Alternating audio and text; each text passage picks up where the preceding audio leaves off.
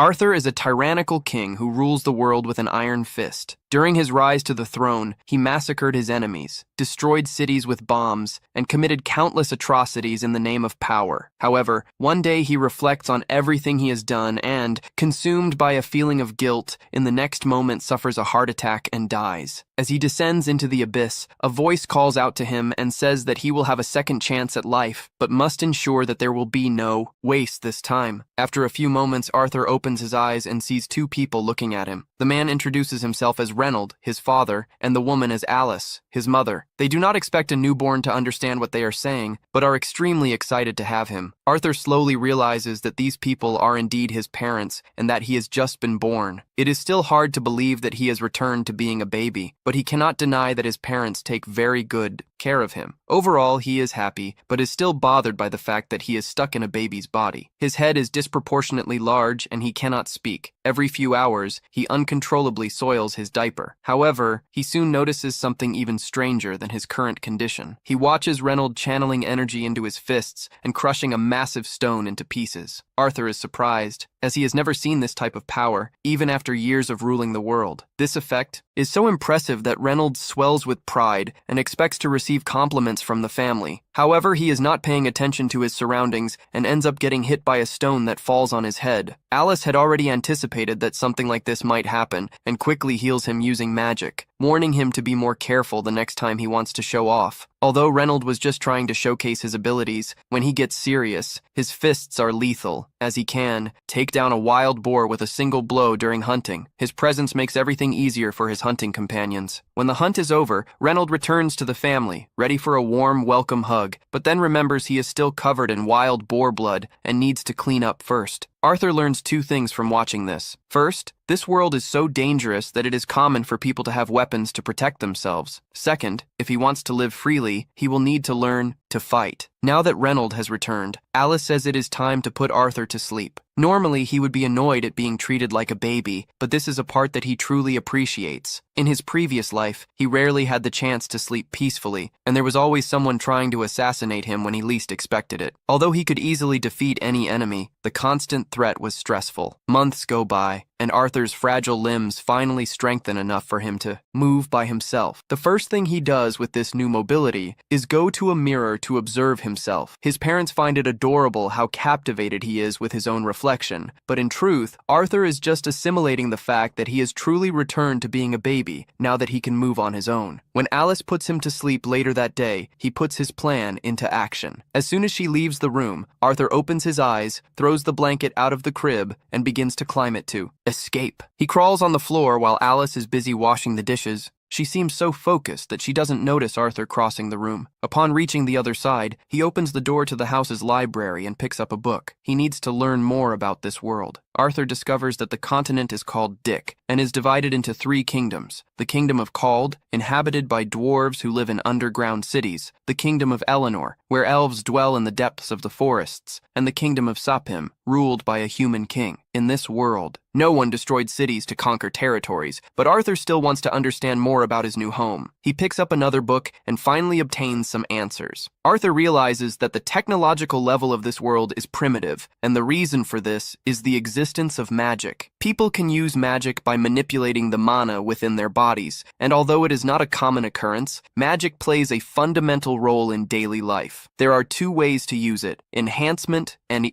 conjuration. Enhancement involves circulating mana through the body, granting superhuman strength, endurance, and agility, while conjurers project mana outward and use it to control external phenomena. This knowledge summarizes the magical system of the world well, but Arthur finds nothing about the healing magic that Alice used earlier. He deduces that she must be an exception. From what Arthur understands, most people manifest their mana during puberty. By channeling it through something called a manacore, they can learn to control it and become a mage. This makes sense to him, as in his previous life, he ascended to power thanks to the innate energy of his body that worked exactly like mana. Determined to test if he can use this energy, he concentrates intensely and, to his surprise, feels the development of a mana core within himself. This is a significant breakthrough for him, since he discovered that he was no longer in the cradle. Alice was relieved that he was unhurt. However, when she picked him up in her arms, she noticed something different about him. Arthur was worried, thinking that she might have sensed the mana inside him, but in reality, Alice only noticed that he had gotten dirty again. 2 years passed. Alice was writing in her diary. She was very grateful that Arthur was growing strong and healthy, but she began to worry because she had never seen her son smile since birth. Then, she noticed Reynold and Arthur outside, and it seemed like Reynold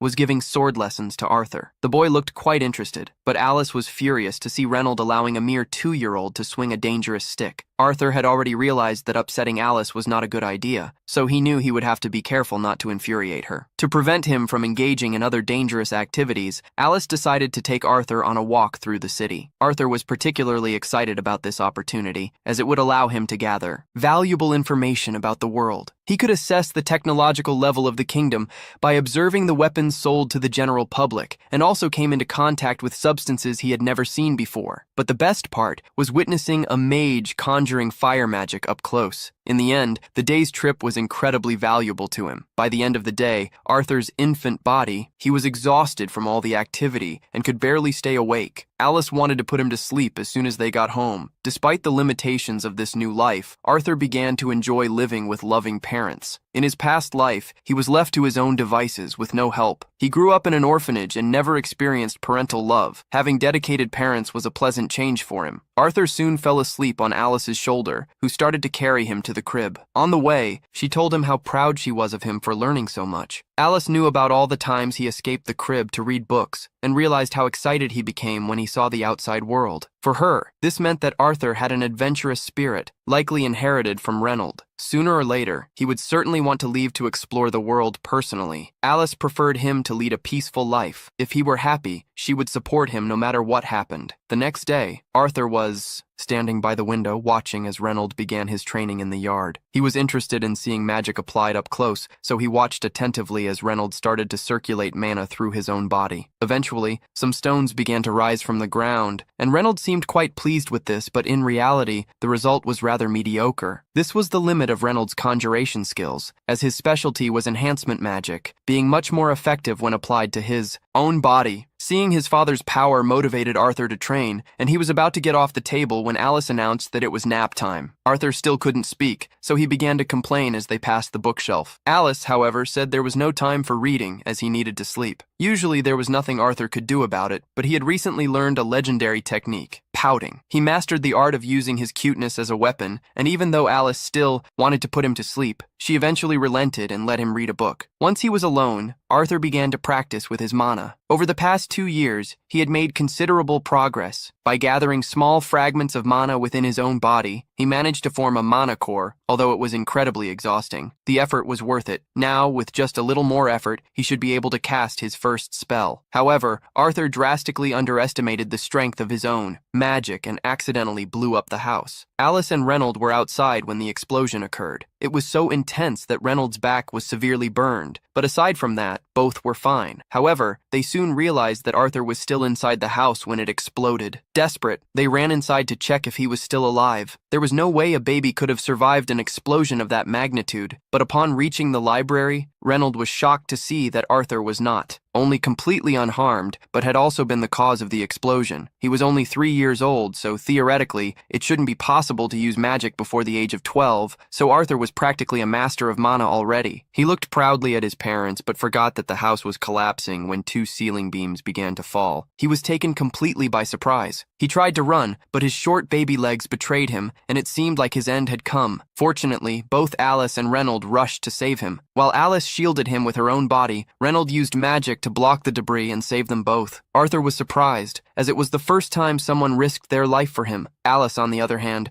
was so relieved that she started to cry. Arthur was still not used to having people care about him, so seeing her cry for him made him cry too. He could never have done something like that in his previous life, as he was expected to be a ruthless king. At one point, a man attempted to assassinate Arthur. After he was captured, the entire council convened and prepared to sentence him for his crimes. Moreover, they planned to send the man's wife and child to a camp that had never heard of the Geneva Convention, meaning they were condemned to be tortured and used as test subjects in experiments. To to kill. You know why? Because why not? The man starts begging Arthur to spare his family, as they don't deserve to suffer for his actions. As an act of mercy, Arthur decided to kill him right there. This was basically a regular Monday for him at that time, but now he spends his Mondays training with his father. Reynold wants Arthur to practice with gauntlets, but Arthur already has a lifetime of experience with swords, so he doesn't want to switch his main weapon. Since Arthur is so determined to use a sword, Reynold decides to use one too to make things more interesting. However, to his complete surprise, Arthur does exactly the same thing and easily cuts through Reynold's sword. Upon seeing this, Reynold realizes that Arthur is too talented for him to continue training the boy,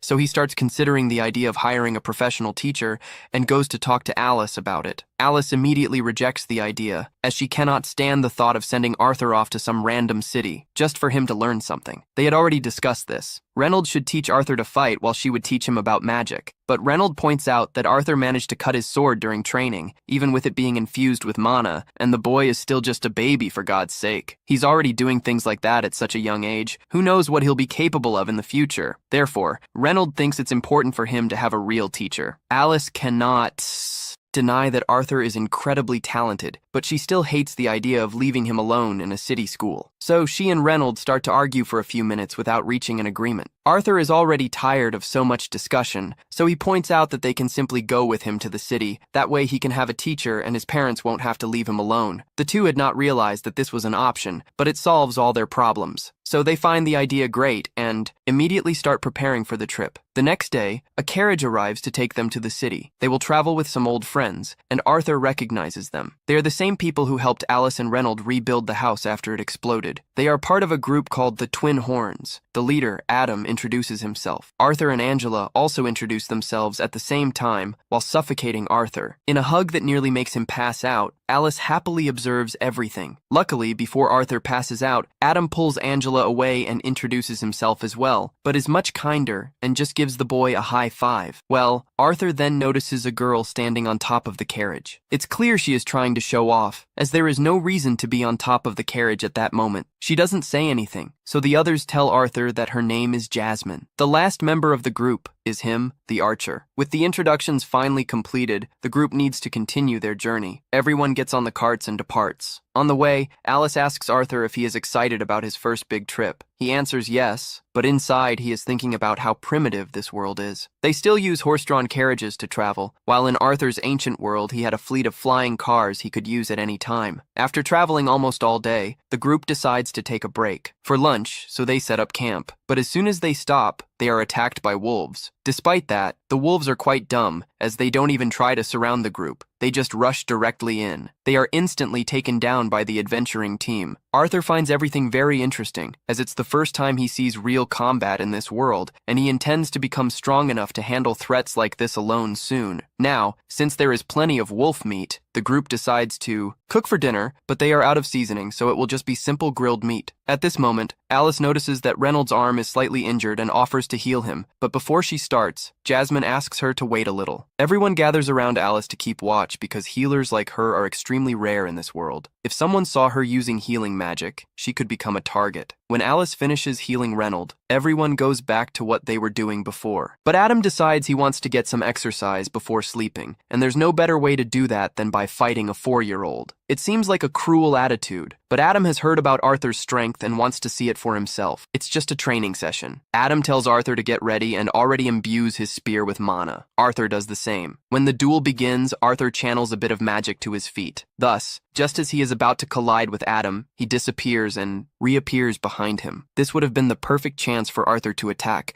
but his child-sized feet slip on the ground. He loses his balance, and Adam manages to recover. Arthur and Adam start to face off, but it's noticeable that the animation budget was negative. In any case, Arthur ends up being thrown back, as his child body is too light to keep up with an experienced adventurer and gets launched into the air. Fortunately, the others save him before he hits the ground, and everyone begins to yell at Adam for almost hurting Arthur. But Adam says he couldn't hold back, as Arthur was too strong for him to contain. There was no way a child of that caliber could be that strong, so he thinks Reynold must be doing some kind of super soldier training with him. However, in reality, Reynold never taught any of that to Arthur. He learned everything on his own. At that moment, Jasmine approaches Arthur and accidentally scares him. She was really impressed with Arthur's fight and asked him to teach her how to do that thing with magic in her feet. Arthur wanted to keep the technique a secret since it was something he mastered in his past life, but she wouldn't take no for an answer, and from her expression, he knew she would insist until he caved. So, he might have to teach her eventually. The next morning, the journey continued as planned, and along the way, they made some stops to rest. During these breaks, Adam gave some basic spear lessons to Arthur, and he taught him how to use a bow. A few minutes later, with some basic lessons, Arthur quickly understood. The only knowledge about weapons that Arthur had from his past life was with the sword, so these lessons were very valuable to him. Arthur was learning so much from others that he decided to teach his technique to Jasmine. After all, by channeling magic in the feet and using wind magic at the same time, it was possible to increase speed impressively. After demonstrating once, Jasmine managed to replicate it perfectly. Later, Arthur was reading a magic book in the carriage, but for some reason, Jasmine was also there, just watching. It wasn't a coincidence, as she took every opportunity to get closer to him. The next morning, Jasmine gave Arthur a knife as a thank you for teaching him, and it was clear that she really liked him, as she usually didn't interact with anyone intentionally. A few minutes later, everyone returned to their carriages and continued the journey, but while Arthur was reading his book, the carriage was attacked by bandits and was completely surrounded, with nowhere to go. The bandit leader ordered his men to capture the women and children to sell them as slaves. Then, they all attacked at once, and the adventurers did their best to hold them back. In terms of brute strength, the Horn twins and Reynold were much stronger than the common bandits, but there were so many of them that they would eventually be overwhelmed. At one point, Reynold was thrown back into the carriage by the bandit leader and was seriously injured. Alice wanted to go heal him, but Reynold stopped her, saying that if the bandits discovered her power, they would start chasing her. So he asked Arthur to take Alice as far away as possible. Arthur didn't want to leave Reynold behind, but he explained that Alice was pregnant with another child, so protecting her was the top priority. Arthur understood. When Reynold signaled, he prepared his magic to flee with Alice while Reynold promised to hold the bandits off. The bandit leader ordered his men to chase Arthur and Alice, but Reynold didn't let them and charged at him. The first time, the leader had knocked him down easily, but now Reynold was fighting for his family, so he wouldn't fall so easily. While Reynold held the leader, some lesser bandits tried to reach Arthur and Alice. Adam and Jasmine threw daggers at them and cleared a path for them to escape. Everyone was doing their best to keep the bandits away from Arthur, and he was striving to get Alice to safety. It was ironic. In his past life, he took what he wanted without caring about others. Now he was fleeing to protect someone precious. After running for several minutes, Arthur thought he was far enough away, but he was wrong. A bandit was watching from the top of a cliff and knew how to use magic.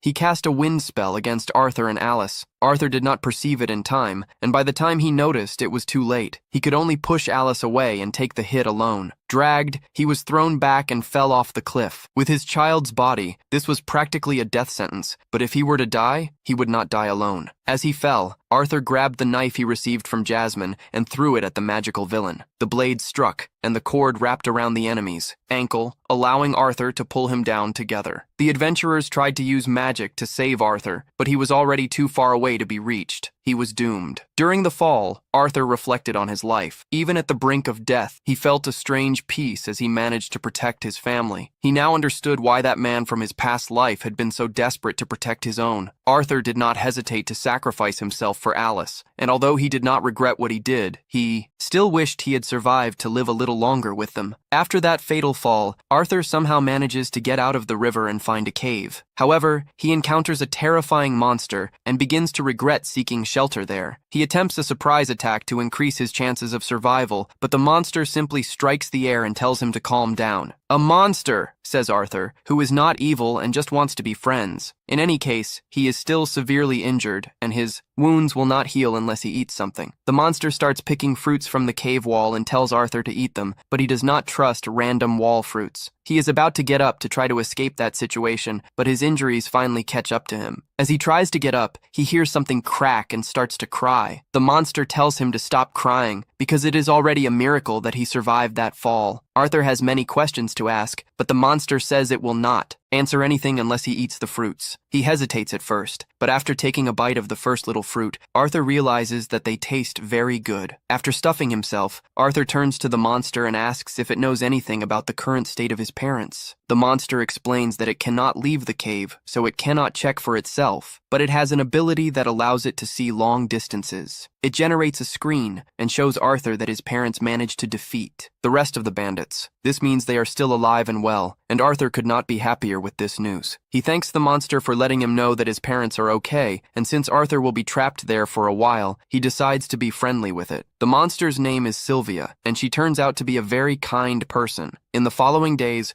Arthur stayed there, eating and resting so that his wounds could heal. Throughout this time, Sylvia took care of him. When his body finally recovers, Arthur wants to return home as quickly as possible. According to Sylvia, Arthur would never survive the trip back alone. The cave is currently around the Elven Forest, an area full of magical beasts and bandits, and Arthur simply cannot deal with all that. But that does not mean he will be trapped there forever. Sylvia has the ability to open a dimensional rift and can send Arthur back home, or at least to a safer place than that forest. However, it will take quite some time for her to create that rift, so Arthur will have to wait. With nothing better to do, he picks up a branch and begins practicing his fencing skills. Several days go by, and although Arthur has come to enjoy Sylvia's company, he still hasn't learned anything about her. All he knows is that she looks like a frightening monster, is apparently hiding from something, and is a very kind person. After finishing his sword training for the day, Arthur sits on a rock to start training his mana. Sylvia is impressed that such a young child already has a mana core, but is sure he has never learned to do that properly. She extends her hand, and a large amount of mana starts to accumulate there. Arthur is amazed, as Sylvia is basically gathering mana while casting her spell. If Arthur can learn this, he will undoubtedly become incredibly strong. That said, even before Sylvia offers to teach him, she asks Arthur what he intends to do with the power he will gain from learning this technique. Arthur had considered this before, but now that he thinks about it more, he remembers how his family and friends were almost completely slaughtered by bandits. For that reason, he tells Sylvia he will use his power to destroy anyone who dares to hurt his family. However, Sylvia does not like this answer. She flicks Arthur on the forehead and pushes him back. Sylvia says she would never teach her technique to someone who thinks that way. Arthur, on the other hand, does not understand why she is so upset. After all, it seems perfectly natural to want to kill your enemies. Sylvia wants to prove a point, so she raises her finger to Arthur's head and says she could easily open his skull with a simple touch, or she could touch him gently. She asks Arthur which he prefers, and obviously, he says he prefers the gentle touch, as he does not want to die. It is easy to let actions be driven by anger and hatred, but once you give in to that, your life becomes a vacant and endless cycle of hate. Sylvia does not want Arthur to waste his life like that, so she asks again, "What will you do with that power?" Arthur thinks again, but this time focuses on the bright smiles of the people close to him, and then responds that he wants to use his power to protect those he loves. Sylvia likes this answer much better. Meanwhile, outside the cave, a monster that looks quite a bit like Sylvia seems to be tracking her and is very close to finding her. In Arthur's old world, he was the king, but that did not mean he held all the power. The ones truly in charge were the senators. Arthur was basically a war agent, summoned whenever the senators needed him to commit unspeakable acts of violence,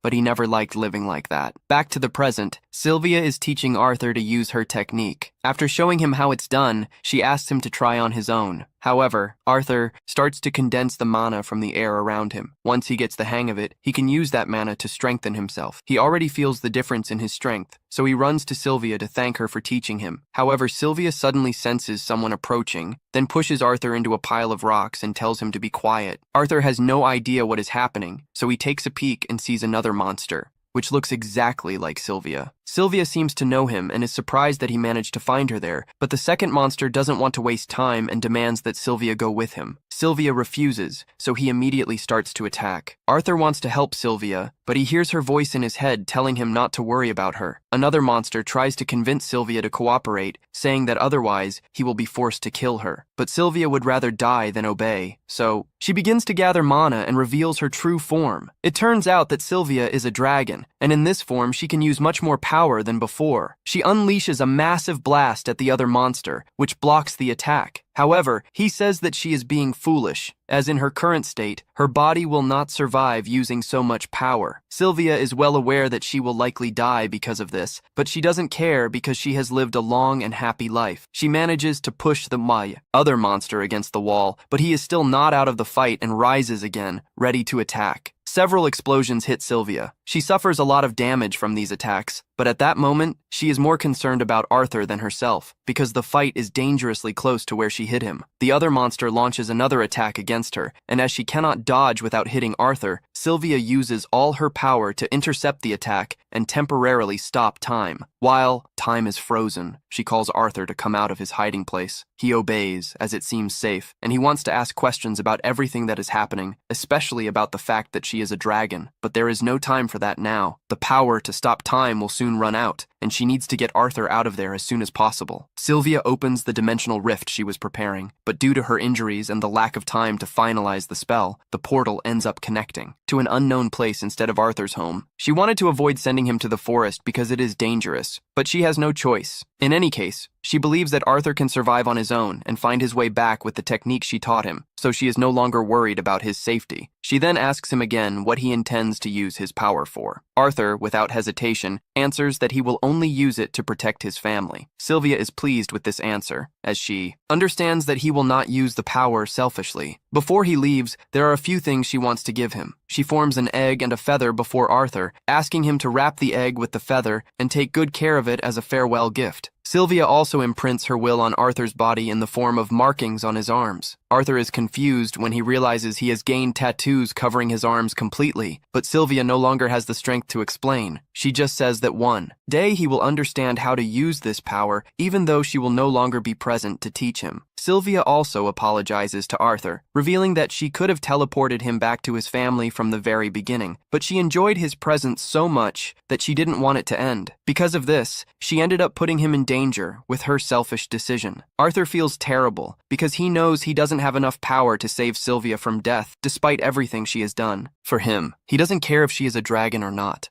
Monster, for him, she is a precious part of his family. He tells her that he sees her as a mother, but Sylvia reminds him that he already has a mother. Then, Arthur says she can be his grandmother. Sylvia didn't expect this, but she loves the idea of being called grandmother and asks him to repeat it. He does so with joy. Sylvia is sad that she can't see him again, but time is running out. Then, she gently pushes him to cross the portal. Arthur understands, grabs the presents she gave him, and steps in, but at the last second he changes his mind and tries to convince her to go with him. However, she cannot do that, so she closes the portal and sends him away. Time starts moving again, and Sylvia is hit by the attack from the other monster. The damage is fatal. She falls to the ground, but the monster doesn't believe she is dead, as he knows she is too powerful to be defeated so easily. He approaches cautiously, but lowers his guard upon seeing the motionless body. As he gets close, Sylvia gathers all her remaining energy and unleashes an attack that strikes him along with everything around in a 1-meter radius. As Arthur is being teleported, he hears one last message from Sylvia. She asks if he remembers what she said about the correct use of power, and Arthur replies yes, although he is still sad about everything that happened. Sylvia says the world is a sad place, and things like that will happen from time to time. That's why Arthur needs to change it for the better. Arthur protests, saying he doesn't have the capacity for such a thing, but Sylvia doesn't expect him to change the world all at once. He can start small, after all. This isn't the first time he has tried to control the world. Sylvia knows about Arthur's past life as a king, and although she disagrees with how he ruled back then, she is sure that if he doesn't let hatred consume him, he can become a great king who will make the world a better place. After a while, Arthur wakes up on the ground and swears he will fulfill Sylvia's request, but before that, he needs to find a way out of that forest. After being teleported to the elven forest, Arthur begins his journey back home, but as he walks, he suddenly hears a terrifying scream coming from the other side of the woods. It sounds like the scream of a little girl. Immediately, he focuses the mana in his feet and starts running to see what is happening. He jumps to the top of a tall tree to get a good vantage point. From up there, he clearly sees a group of bandits kidnapping a girl. She tries to escape, but the bandits have already grabbed her and cover her mouth to prevent her from continuing to scream. Since the girl is an elf, the bandits plan to sell her as a slave on the black market for a good profit as soon as they leave the forest. So, they tie up the girl and put her in the back of the cart. As Arthur watches everything happen, he has flashbacks of the moment when he and his family were also attacked by bandits. He remembers hearing the bandits talk about keeping him alive along with the women to sell them as slaves later, and this angers him deeply. His first impulse is to massacre all the bandits for committing such a horrible crime, but he remembers what Sylvia told him about controlling his anger. So, he takes a deep breath and tries to calm down. Arthur understands that if he attacked at that moment, he could put the girl's life at risk. That's why he decides to be patient and wait for the right chance to act. All the bandits get into the cart and start leaving the forest, and Arthur follows them closely through the shadows as night falls.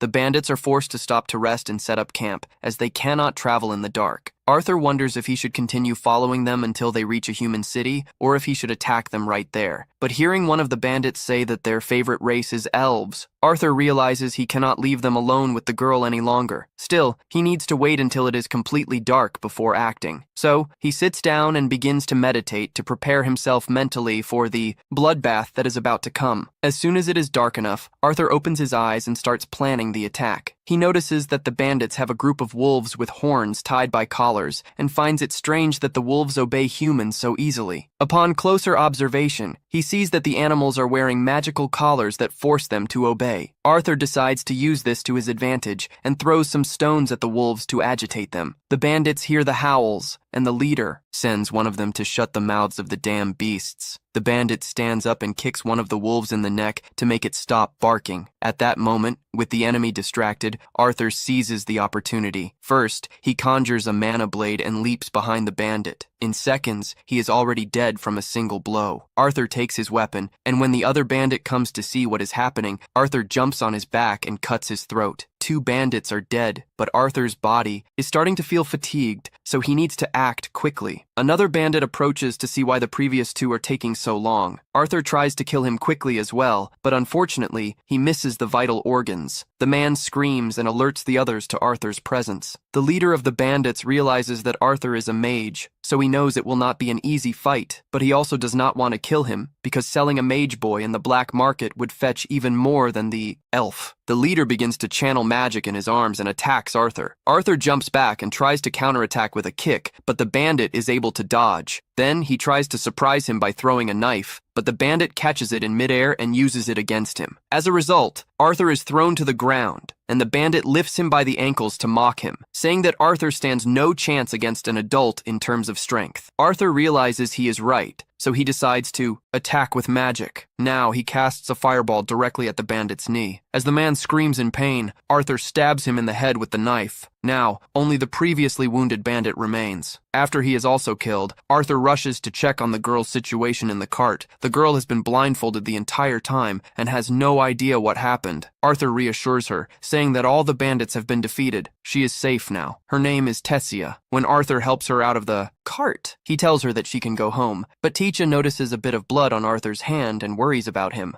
Arthur understands that it is natural for children to be frightened by seeing blood, so he concludes that it would not be a good idea to let her see the bodies spread across the ground and asks her to wait a bit while he goes to cover the corpses with a tarp. Teacha asks what happened to the kidnappers, and Arthur does not want to admit that he killed them, so he simply says that they suffered an accident. That does not bother her anymore. The girl does not ask any more questions. Arthur takes her belongings from the bandit's cart and says goodbye, but he needs to continue his journey. However, Tessia grabs his arm and begs him to stay because she is afraid of being left alone. If Arthur leaves her there, she might be devoured by the ghosts of the trees or something like that. He asks if she knows the way back, and she says yes, but she doesn't know how long it will take to reach her village. Arthur doesn't like the idea of taking a detour, but he knows that Tessia wouldn't survive alone, so he agrees to escort her home. He looks at the wolves captured by the bandits and even considers using them as transport, but since he doesn't know how to control wolves, he decides to leave them behind. Arthur insists that at least they should remove the magic collars from the wolves so that they can return to the forest. Arthur warns that the wolves might attack as soon as the collars are removed, but she believes she will be fine since she hasn't done anything to anger them. Besides, as a forest dweller, it's her duty to take care of the creatures living there. She ends up taking the collars off the wolves, and as expected, they simply return peacefully to the forest. The next morning, Arthur and Tessia head towards the elf village and, after a while, take a break to eat. Arthur prepares a simple stew and says she needs to eat to have energy for the long journey. Tessia comments that the smell is strange, and Arthur admits that he's not exactly a master cook. The dish is made only with dried meat and salt, so the taste isn't the best, but it's better than being hungry. Tessia asks why Arthur came to the Elshire forest, as it's rare for humans to appear there, especially a child alone. Arthur explains how he got separated from his family and ended up at that place. They continue talking, and he asks what it's like to live in the kingdom of Eleanor. One day, Tessia says she loves the place. Even though her parents are always busy with work, she spends most of her time with her grandfather and her maid and continues on her journey. But since Tessia doesn't know exactly how far the village is, it's hard to predict how much longer it will take. take. To make matters worse, the wolves Tessia freed started following them, and Arthur regrets not having killed them from the start. That night, Arthur decides to stand guard outside the tent to protect Tessia from a possible wolf attack. After a while, Tessia opens the tent and asks him to sleep beside her. Arthur says he isn't sleepy and prefers to keep watch outside, but Tessia pleads, saying she is afraid of being alone. Arthur relents and decides to take his watch inside the tent for her. Despite pretending she isn't scared, she insists that Arthur stays by her side the whole time. Before sleeping, Tessia asks if it's true that all humans are perverts and marry several wives. Arthur is shocked by the question and wants to know where she heard that. Tessia replies that it was her grandfather who said it. Arthur admits that such people exist, especially in the Gerite family, but that, generally speaking, humans are modest. Then Tessia believes him and falls asleep. Shortly after, the wolves do not attack. In the morning, the two continue their journey. Tessia is getting closer to Arthur now that she has managed to forget the slave traders. She seems much happier. However, she is still completely without survival skills and can't even cross a stream by herself. Arthur has to carry her. Suddenly, Arthur feels a strange, pulsing pain in his chest. Unaware of what is happening to him, Tessia runs to find medicinal herbs that may help, but Arthur feels it is not a common illness. While leaning against a tree, the previous wolf appears, and Arthur panics as he is unable to fight. Tessia returns with the herbs, and Arthur warns her to stay away, fearing that the wolf might be dangerous. To his surprise, the animal simply leaves a dead pig in front of him and departs. Arthur is bewildered, but Tessia assumes the wolf was trying to thank him for his previous help. That night, they camp and roast meat over the fire. The taste is much better than that of the stew, and Tessia, while searching for herbs, found some mushrooms and offers them to Arthur, but he probably shouldn't have accepted them. The mushrooms cause quite a bout of diarrhea. After relieving himself, Arthur is exhausted and almost faints. But Tessia keeps talking. She shares that her grandfather used to read storybooks about the realms of humans and dwarves, and that she always wanted to visit those places, but she was never allowed because elves do not trust other races. At that moment, Tessia realizes that Arthur is not paying attention, but understands that he is just sleepy, so she covers him with the blanket and wishes him good night. The next morning, they resume their journey, but Arthur's chest pain worsens. Tessia apologizes for not being able to help, but he says it's nothing serious. Changing the subject, Tessia asks if she can call him Gart, as she already considers him a friend. After all, they have spent a lot of time together and have grown quite close. Arthur says he doesn't mind and agrees to be her friend. Tessia is surprised by his calm reaction. Arthur then makes a joke, saying he will cherish every moment that Tessia's great law considers him a friend. But this annoys her. She tells him to stop acting like a child. Arthur finds it funny since it was she who insisted that he stay by her side the whole time because she was scared. Tessia responds that it was totally different. Joking aside, Arthur realizes that Tessia is his first true friend. Not even in his past life did he have that. People have always been afraid of him, and he never could call someone a friend.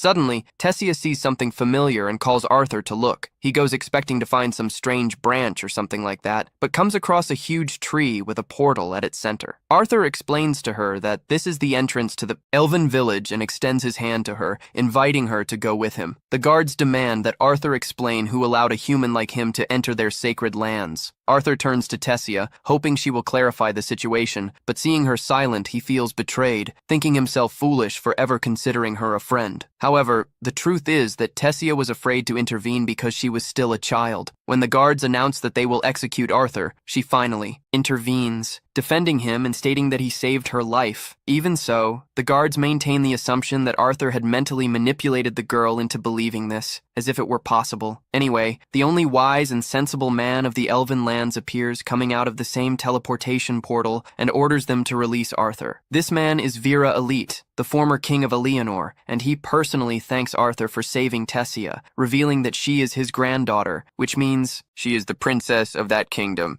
Arthur is completely shocked by the revelation, as he would have never imagined that Tessia was royalty, judging by her behavior during the time they were together. Tessia's parents, King Alvin and Queen Marielle, arrive moments later and finally reunite with their missing daughter after days of separation. While Marielle checks if her daughter is okay, Aldo questions what a human is doing there. It seems Aldo inherited his mother's traits and is not nearly as wise as his father, as he immediately orders his soldiers to execute Arthur. Arthur turns to intervene once again, declaring that he was the one who ordered the guards to stand down. He explains how Arthur saved the precious Tessia, even being considered a barbaric human. human. Tessia reinforces her grandfather's words, pleading with her father not to hurt her friend and even suggesting that they invite him to the castle. The idea of a human stepping into the castle clearly makes Aldo hesitate, but Tessia does not wait for the response and goes straight to Arthur, saying that if he agrees to go with her, the royal chefs will prepare his favorite snacks. Yes, this kind of bribery only works with small children. Well, Arthur is technically still a child, so it's all right. Aldo doesn't want to contradict his strong-willed daughter, so he ends up agreeing. Meanwhile, Vera's curiosity reaches its peak as he senses a mysterious power in Arthur and therefore asks to speak with him privately later. For now, Arthur accompanies Tessia as they walk through the kingdom of Elenoa, an artistically structured society where houses are built both above and below the trees, and the people lead a simple yet peaceful life. As Arthur walks alongside Tessia, he attracts many curious glances from the crowd, all intrigued by the presence of a human in that place. Arthur cannot get over the fact that he had been terrified to help him at first. Why would she do that? And what was that stern expression on her face at that moment? He does not understand, and this thought continues to disturb him, provoking a sharp pain in his chest. In any case, he remains suspicious of everything around him and does his best to stay alert and not let his guard down. They arrive at the castle located at the end of the town. Upon entering, they are welcomed by dozens of elven maids, whose only function is to ensure that Tessia is always happy. However, today, Tessia wants to return the favor to Arthur. She orders all her maids to offer him the best hospitality possible, saying that he saved her life. Upon seeing their reluctance, Tessia assures them that Arthur is one of the rare, truly good-hearted humans. Then, she turns to Arthur and asks what he would like to do. Eat snacks, play, have lunch, or perhaps refresh himself. But before anything else, Arthur wants to talk to Tessia's parents about what happened in the forest. As there has been no explanation yet, he gathers everyone in the meeting room for a serious talk. Tessia, however, is,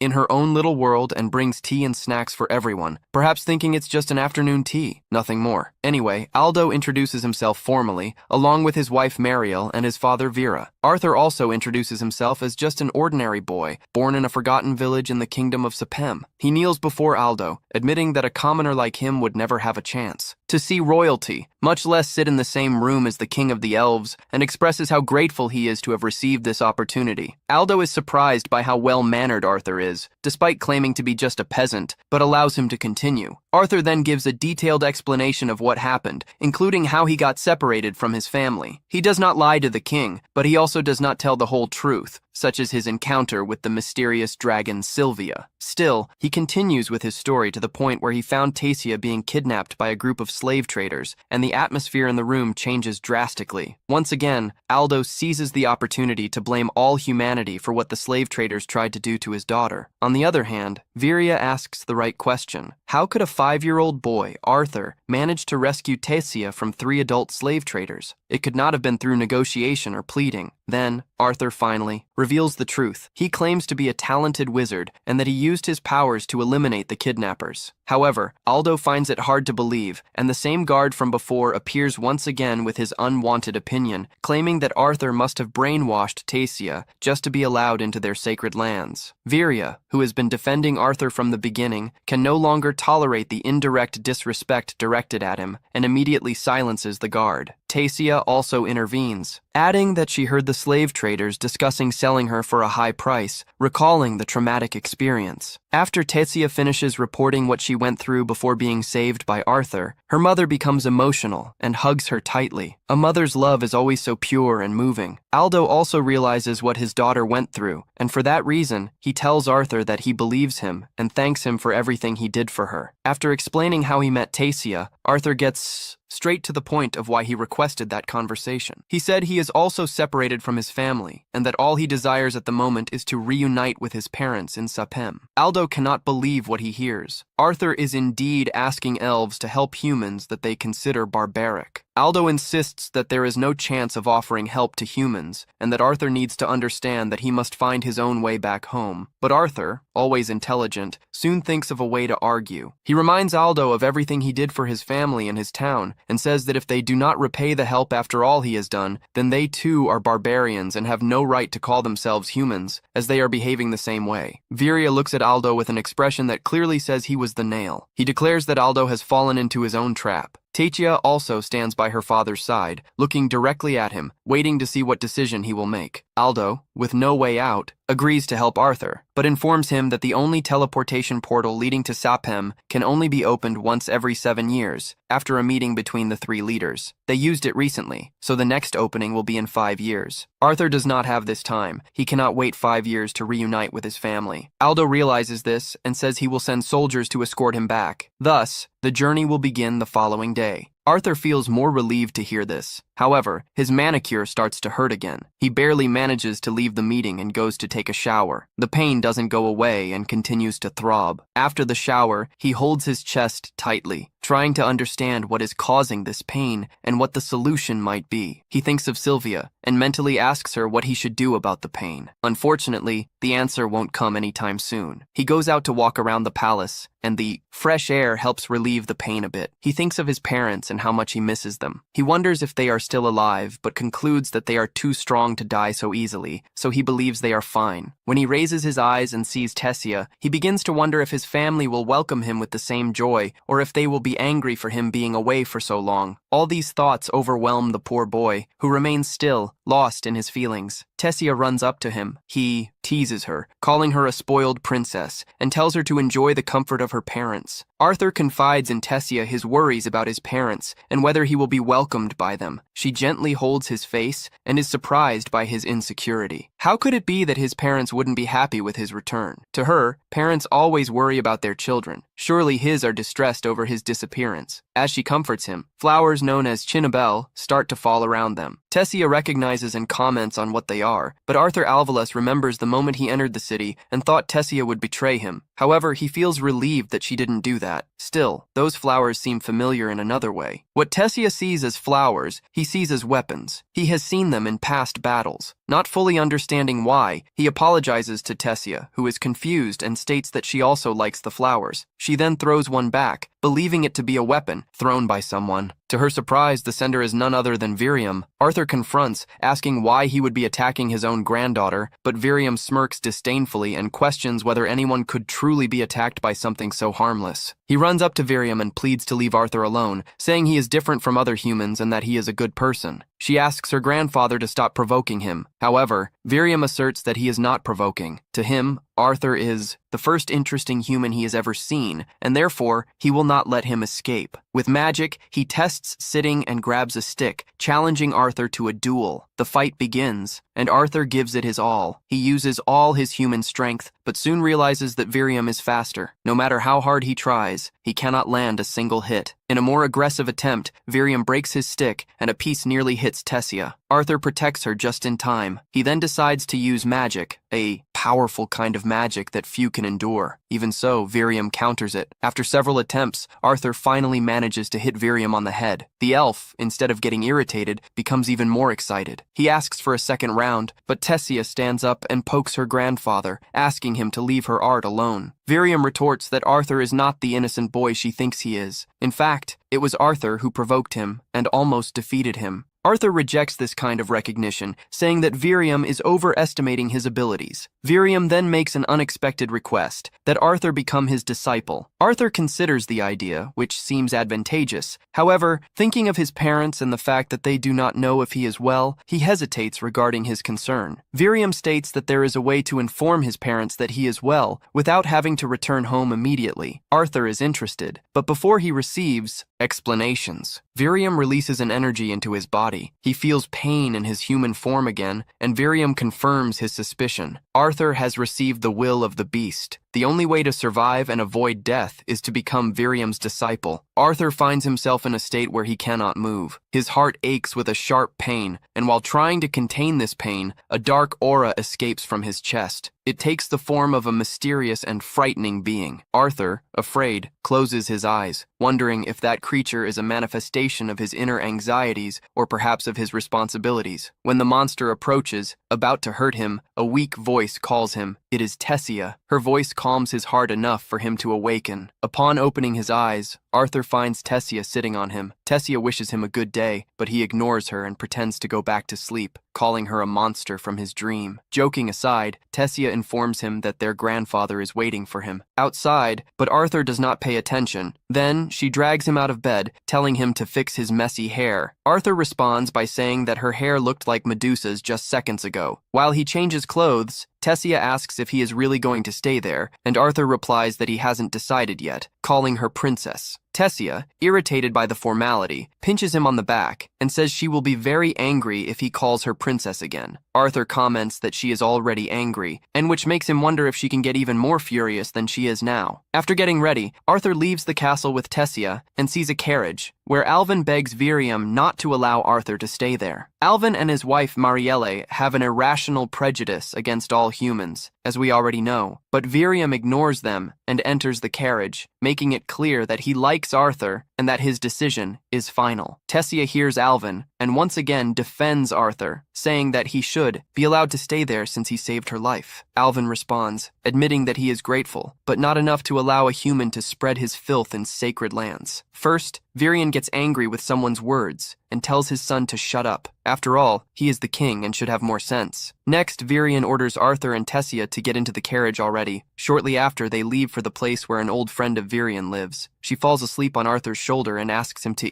let her sleep, explaining that she woke up early because that is an important day that will decide Arthur's future. Virium laments that his granddaughter has lived in a lonely environment until now, and the reason she does not have friends is that everyone has tried to exploit her. Thus, Tessia has kept her distance from people. Hearing all of this, Arthur understands why Tessia gets irritated when he treats her. Formally as a princess, Virium would come before Tessia only truly smiles when she is with Arthur and thanks him for being her friend, making Arthur realize how much she values him. Arthur notices how Virium is a kind man and decides to fully trust him from now on. Soon, the carriage arrives at the destination and leaves them in front of a house that looks like Frodo's house from The Lord of the Rings. Arthur wonders who owns that mysterious house and why someone so important had the former king visit him in person. Virium, acting like royalty the whole time, suddenly behaves like an ordinary old man, banging on the door and calling the lady of the house an old witch. With no response, he leans his ear against the door to listen, but is surprised when it suddenly swings open, knocking him to the ground. The old woman says she can hear perfectly well and doesn't need him to shout in her ears. Virium gets up and introduces Renia to the lady as Arthur and Tessia's queen of Arcase. According to Virium, the queen is a special sorceress powerful enough to grant Arthur's wish. Arthur feels relieved to hear this and says it is an honor to meet someone like her. Renia likes the young man's manners and invites them in. Arthur looks around the place and only finds a bucket of water, then asks how she intends to help him communicate with his parents if there is no communication equipment around. She explains that she is a seer, a type of sorceress who can see fragments of someone's past and future. She tries to demonstrate her powers on Arthur and is surprised when she cannot see much, calling Arthur someone special. He tells Renia that he does not want to know his future. He just wishes to somehow tell his parents that he is alive and they should not worry about him. Renia agrees and asks Arthur to look at the reflection of the water in the bucket, shattering it as he focuses on thinking about his parents. While doing this, she then uses her magical powers on him. Thus, Arthur is able to see his mother, Alice, and his father, the king, having lunch together, still mourning for him, mentioning that today would have been his birthday. Both remember the unfortunate incident where they lost Arthur and how they still haven't been able to move on, even after settling in the city. The king joined the city's security force and began living in a mansion with Alice, taking care of her and the baby in her belly. While they cry thinking of Arthur, he finally speaks to them, saying that he is alive and well, and that he is currently in the land of the elves. He explains that he is speaking to them through a special type of magic, and also mentions that he cannot return yet, as there is something wrong with his body that needs to be fixed, but he asks them not to worry, promising that he will be fine. He pleads with them not to blame themselves for what happened that day, ending the communication by saying that he loves them. Alice hugs the king, emotional to know that their son is alive. Arthur's eyes are filled with tears. He does not want to see his parents in such a miserable state anymore, so he vows to become competent enough to never cause that kind of suffering again, asking Virium to accept him as a disciple. But his determination to train is not easily accepted, given that Alvin and Marielle do not agree with the idea of him staying with them. A human in the Elven City is not a reason for celebration. Virium and Tessia will meet up again with Alvin. Tessia tries to convince her father, saying that the boy they are rejecting saved his life twice. If they insist and do not accept him, they will be setting the precedent that elves repay good with evil. Alvin does not care about that. His duty is to protect his people's interests, and he fears that the citizens will not accept. Arthur, Virium also intervenes. He has never had a disciple before, so he tells Alvin that if he is asking for Arthur as a disciple, it is because he trusts that the boy is good. With little choice, due to his affection for the father and daughter, Alvin agrees to let Arthur stay, but he still has a concern, whether the people will accept Arthur. He asks Virium who will take responsibility if something goes wrong. Virium does not hesitate twice before accepting to take the blame. Alvin and Marielle go out to receive Arthur. Alvin stands in front of Arthur, admitting that he was harsh when he arrived in the city, and that the blame is not on him, but on how humans are viewed. Arthur notices the obvious change in attitude, the same. Alvin, who hated his presence now, welcomes him warmly. Indeed, Alvin loves his family and will do anything to see them happy. He shakes Arthur's hand in welcome, but Tessia has a better idea. She challenges her father by saying that if he is really happy with Arthur's presence, then he should allow her to take him to the city to show him everything. Alvin no longer has anything to lose, as the word about this prolonged day of Arthur has already spread, so he allows it, happy. Tessia pulls Arthur by the hand and takes him to the city. She shows him the interesting people around. It is the first time Arthur sees the city of elves, and he is amazed by the appearance of this species. Tessia mentions a big store that sells snacks and fruits, and drags him there so they can beat the crowd. As they follow, a young elf purposely bumps into him. Always respectful, Arthur doesn't mind being pushed. He just apologizes and tries to move on, but the boy glares at him with disdain. He comments that Arthur has contaminated them with his human body and says it doesn't matter if Viri was Arthur in the city,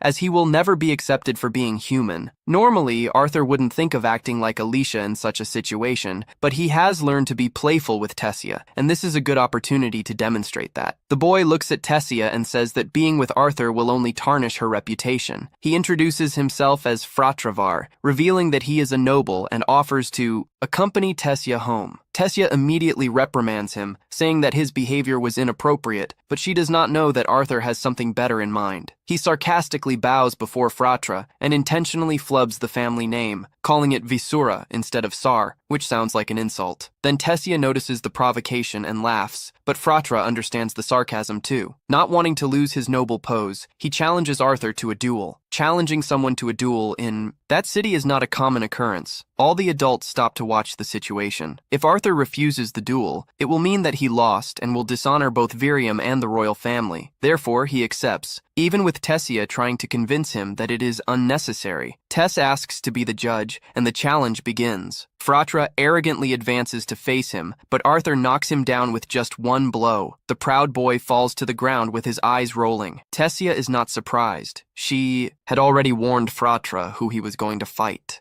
She was not weak, and since he did not listen, now he should face the consequences. She pulls Arthur and tells him to run. He joyfully escapes with her. Over time, Arthur becomes familiar with Tessia and enjoys her company. They go out together, eat together, and even study together. Whenever an elf tries to intimidate him, Tessia immediately appears to protect him. After one of their daily walks, she leans on the railing and talks to him. His training starts the next day, and she asks how he feels about it. Arthur seems worried about something, and she insists on knowing what bothers him and if he still wants to proceed with the training. He remembers a conversation he had with Virion earlier. In that conversation, Virion reminded Arthur that he is in a foreign land, without family or friends to support him. He has no one to trust. Still, Arthur made the decision to stay there and learn. Virion warned that the training would not be easy, but much harder than anything he had faced before. However, if he stayed and learned, despite the difficulties, his future would be guaranteed. Then Virion gave him another chance to back out and asked if he was truly interested. Arthur confirmed that he was. Then, Virion ordered him to ignore the pain in his manicore for now. At that moment, Arthur looks at Tessia with excitement. He says he is looking forward to the training the next day and reveals that he has already gone through many hardships and fought alongside his father. He knows that nothing he has experienced compares to what he is about to face now, but he is determined to stay strong. He believes he will become stronger. Then, Tessia extends her hand and says she will also do her best. He asks to do his best in what, and she reveals that she will always do her best so that he does not become stronger than her and so that she can compete with him. Well, we'll see, he thinks. The next day, the training begins. He positions himself in front of Virion, who introduces him to what will be the new phase of his life. As the training begins, Arthur thinks that life in the elf kingdom is faster than life outside it. In just a few days, he has learned a lot and is evolving. He accepted staying there because he knows it was the best decision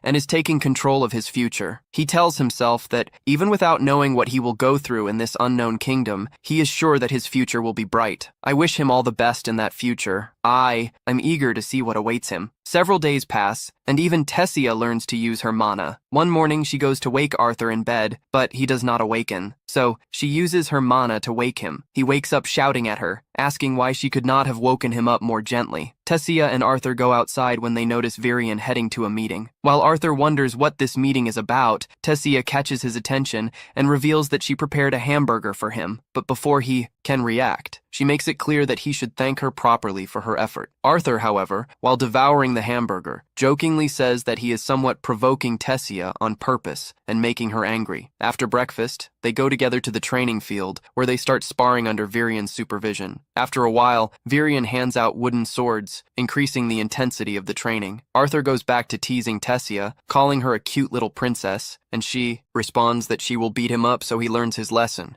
As they get used to training with wooden swords, Virion decides to take the training to the next level. When they finish the fight, they gather to discuss magic. According to Virion, once a person unlocks mana in this world, they can gain affinity with one of the 4 elements: fire, water, wind, or earth. The element with which someone resonates partly depends on their race. For example, elves are generally attuned to wind, while other races tend to have greater control over water or earth. Dwarves, specifically, are better with earth and fire magic. Humans, for narrative reasons, have the potential to manipulate all 4 elements. However, this does not mean that a human can control all of them. A person can have affinity with only one element, and that affinity is entirely random. Virion also mentions extremely rare and seemingly unlikely cases in which humans manage to control multiple elements, raising the suspicion that Arthur might be one of them. This question arises because Arthur has not trained his body using magic as she has. Virion explains that Arthur is too weak for this, as his mana core contains a beast will that is disrupting the balance between his physical body and his magic, causing the pain in his chest. Arthur suspects that this beast will is related to Sylvia, but he knows it is still too early to conclude anything. Virion said that to address this problem, it is necessary to fully understand what is happening inside Arthur. Tess jokes, asking if he feels pain every time she hits him during training, and he admits that she hits hard. Arthur then explains why Tess suddenly became stronger, or at least almost as strong as him. Elves awaken their mana around the age of 10, and Tess, who is 9, has just awakened. She even destroyed her room while sleeping. This reminds Arthur of when he awakened his own mana and blew up his parents' house when he was still a baby. To further develop Tess's talent, she has started training alongside Arthur. One day during training, Virion decides it is time for Arthur to awaken his beast will. To encourage him to take this difficult step,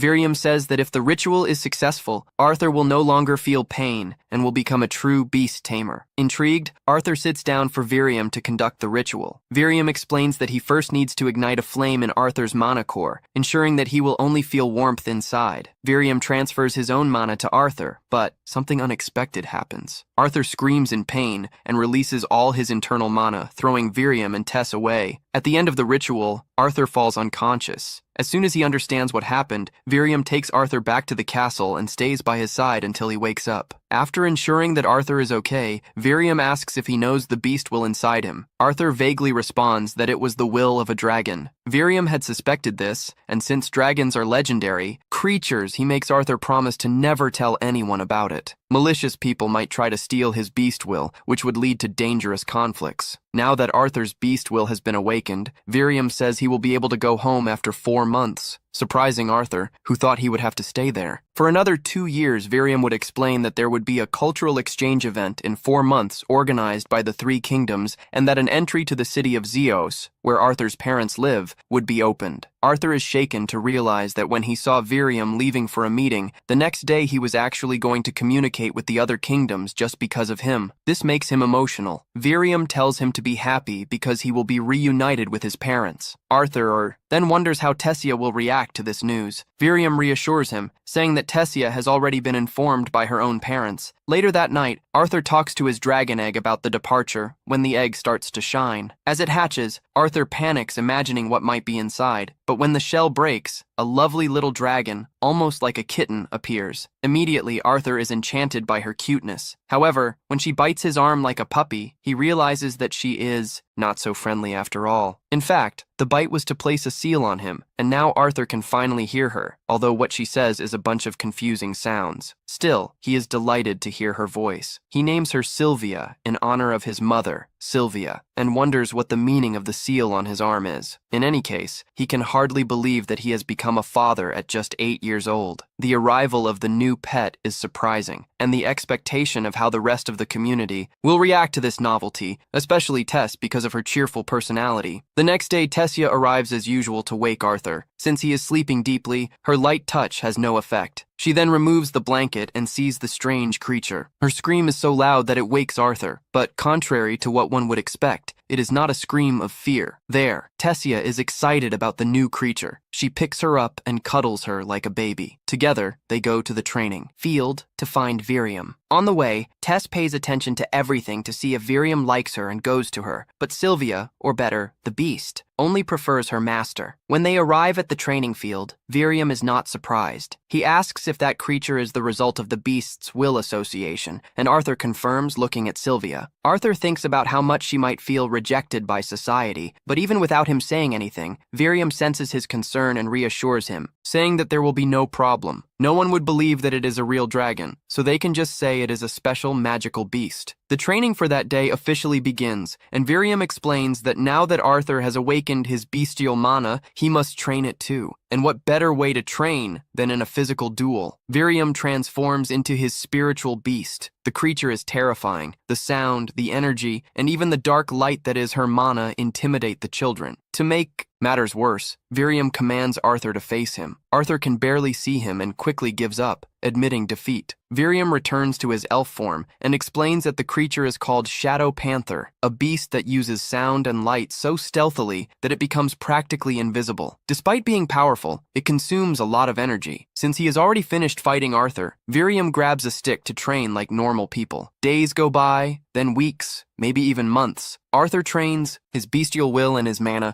He strengthens himself and is finally able to face the Dark Panther. With the opening of the gate approaching, Tessia begins to feel the weight of Arthur's imminent absence. The city celebrates a festival before the exchange. Tessia cannot enjoy it, as her friend will be leaving. Arthur tries to convince her to at least smile on another day. While walking through the city, a boy bumps into him and stares at him oddly for being human. The boy is Fit, remember him, the same elf who had challenged Arthur to a duel and lost with a single blow. He approaches again and asks if Arthur remembers him. Arthur sincerely says no. Who would blame him? Fit seems insignificant, trying to explain himself. The boy insists he is ready for a rematch, as he now knows he can defeat him. The outcome does not change. Arthur hits him and he falls to the ground. He tells Arthur who the boy is, and Arthur extends his hand in greeting. Surprisingly, Fit accepts the handshake, revealing that all he wanted was to be friends with Arthur and that he was sad when Arthur did not extend his hand the first time. They talk, and Arthur discovers that Fit will also participate in the exchange program. Fit reveals that all the noble's children are going, but he does not know this since Tessia did not say she was going too. He looks at her to ask if she is going, but Tessia replies that she will not go because they do not want their fragile princess to get lost again. Fragile is not a word that should be used. For Tessia, considering how strong she is and how he thinks she is fragile, she needs to show how strong she is. She hits him and he flies through the air, falling like a ball in an inflatable castle. He immediately faints. He has never seen a princess hit her subordinate before. I think that was the first time. Seeing how the situation is unfolding, Arthur quickly drags her away. As they move away, he warns that a princess should preserve herself and should not hit her subordinates. But she does not care about that. She has so much on her mind, especially the fact that he is leaving, and Tessia just fell into a trap. She complains that Arthur is leaving and is still acting like her father by scolding her. She calls him old and runs away. She goes to her room to cry, and Arthur, realizing that she is downcast, goes to her through the window holding bluebell flowers. She notices him through the window and goes to him. He puts the flower in her ear and invites her to go out with him. They walk through the forest, despite the warnings they received about not going there. Then he lights a fire so they can camp, and they sit down to talk. She begins to get sleepy, and he is encouraged to sleep, but she wants to stay with him. They start talking about the human world, but she eventually falls asleep. The next day, Arthur prepares to leave. They will come to give him a compass so he does not get lost, and also says that the compass has the symbol of aerolite, so if he wants to, return, he will know the way. They will also reveal in a disguised manner that they knew about their escapade the night before. Before leaving, Arthur asks about Tessia, but assumes she is too downcast to say goodbye. When he is in front of the portal with the other children, Tessia calls his name and runs to him. She even trips on the way. She holds him, remembering not to skip meals.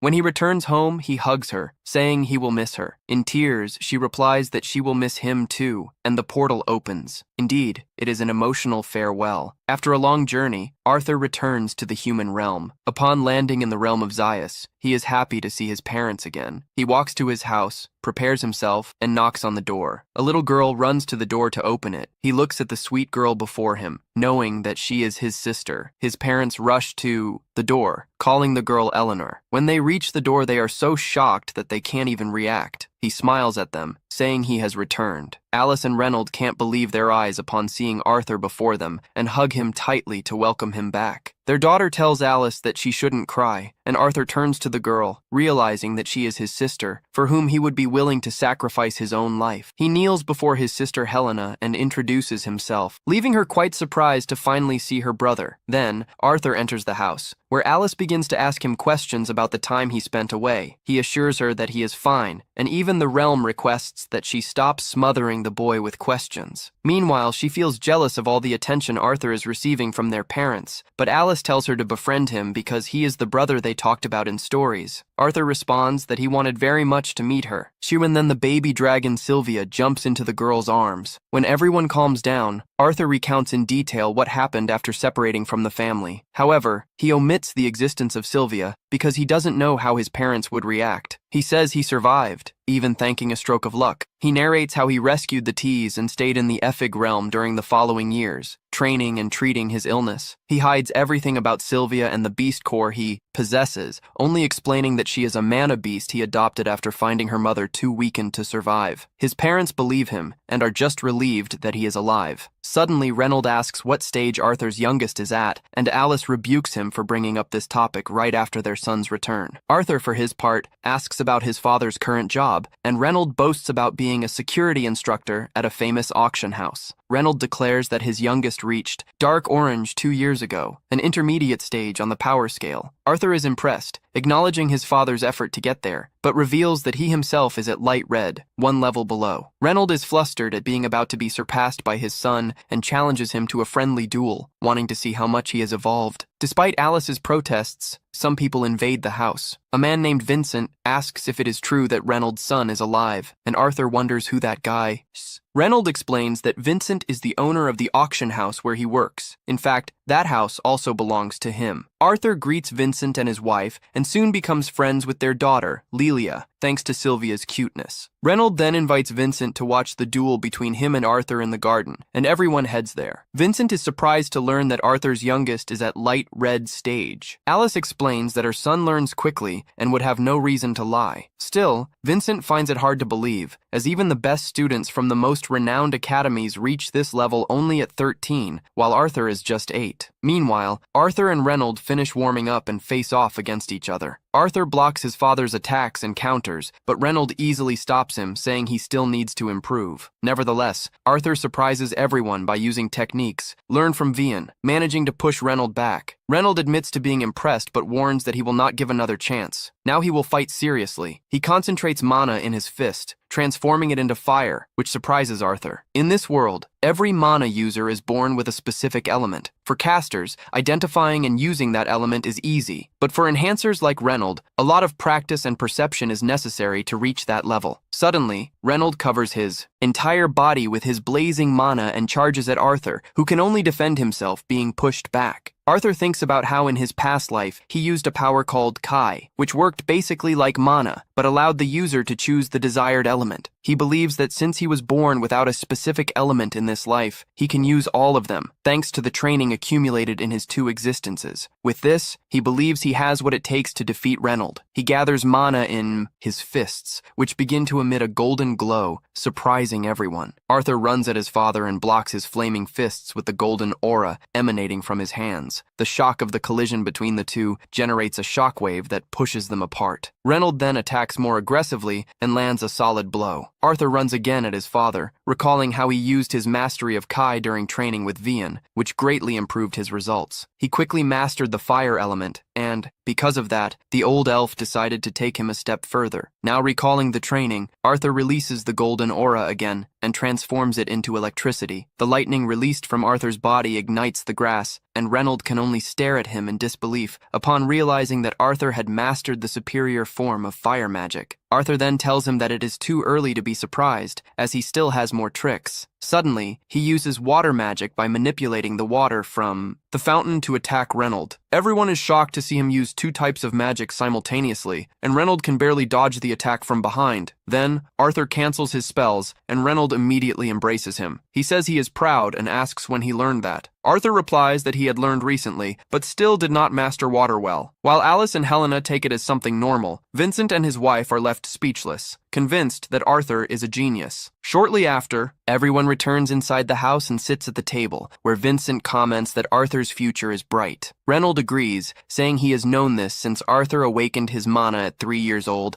and destroyed the house in the process. Vincent is surprised to hear this, while Reynold, laughing proudly, fell along with his chair. Vincent stands up and suggests sending Arthur to the Zeros Academy. Reynold was surprised and asked if he was sure, as the Zeros Academy was the best school for wizards on the continent. Vincent's wife completely agreed, saying that Arthur's parents wouldn't need to worry about expenses, as they wanted to sponsor his education, hoping to benefit from it in the future. Alice became nervous upon hearing the proposal, and commented that they didn't even know if the academy would accept their son. But Vincent confidently replied that he knew the academy's director and could arrange it. Suddenly, Arthur spoke up, saying that since the matter directly concerned him, he should have a say in the decision. Lily mentioned that she had just gathered with her family and did not want to part ways so soon. Vincent understood her reasons. Then, Arthur said goodbye, stating that he was tired after the combat. He entered the house, but Lily followed him, enchanted since she first saw his power. She warned him that he was going the wrong way and asked him to follow her, as she would take him to a better place. She led Arthur to the kitchen in the basement, where she started cheerfully chatting with the servants, asking for delicious meat dishes. The old maid commented that Lily should watch her diet, as she had gained weight, and Lily shot back, telling her not to comment on that. Arthur was surprised to see this side of Lily, as she had barely spoken up to that point. One of the maids mentioned that she always came there to eat when she was stressed. Arthur asked why, and the maid explained that Lily and her parents hoped she would awaken as a mage, which put enormous pressure on her. That evening, Alice and Reynold went to Arthur's room to talk more. They said they were very happy with his return, and that they were also very proud, claiming that he would become a great wizard. Arthur wanted to share something, but they interrupted him, saying they could talk about it the next day. Then, they wished him good night and let him sleep. The next morning, Arthur rushed to the hall as soon as he woke up, as some old friends were there to see him. They were the members of his parents' group, who were very happy to see him back. Mama Angelo hugged him so tightly that he could barely breathe. Then he exchanged a fist bump with Adam the Tank, and they started arguing as usual while welcoming Arthur. Suddenly, Jasmine began to pat him down for no apparent reason, just because she wanted to touch him. Afterwards, she hugged him, asking for forgiveness and saying it was all her fault. After this emotional reunion, the group began to tell Arthur about their recent adventures in distant places, and as usual, they continued to argue over trivial matters. As he listened to them, Arthur realized that there was much about this world he still didn't know, and that becoming an adventurer could be a good way to learn. However, looking at his family, he felt that he wasn't ready to leave them again. When Arthur began to meditate, time simply stopped. It might be some new superpower technique he was trying, but it comes at a cost. He can only maintain it for a few seconds before becoming completely exhausted. Silvio appeared, and her cuteness was enough to motivate Arthur. He hugged her, grateful to have her by his side, but she let out one of the most stinky farts in history, making Arthur faint just from the smell. To clean her up, he takes her for a bath and forces her to soak in the tub.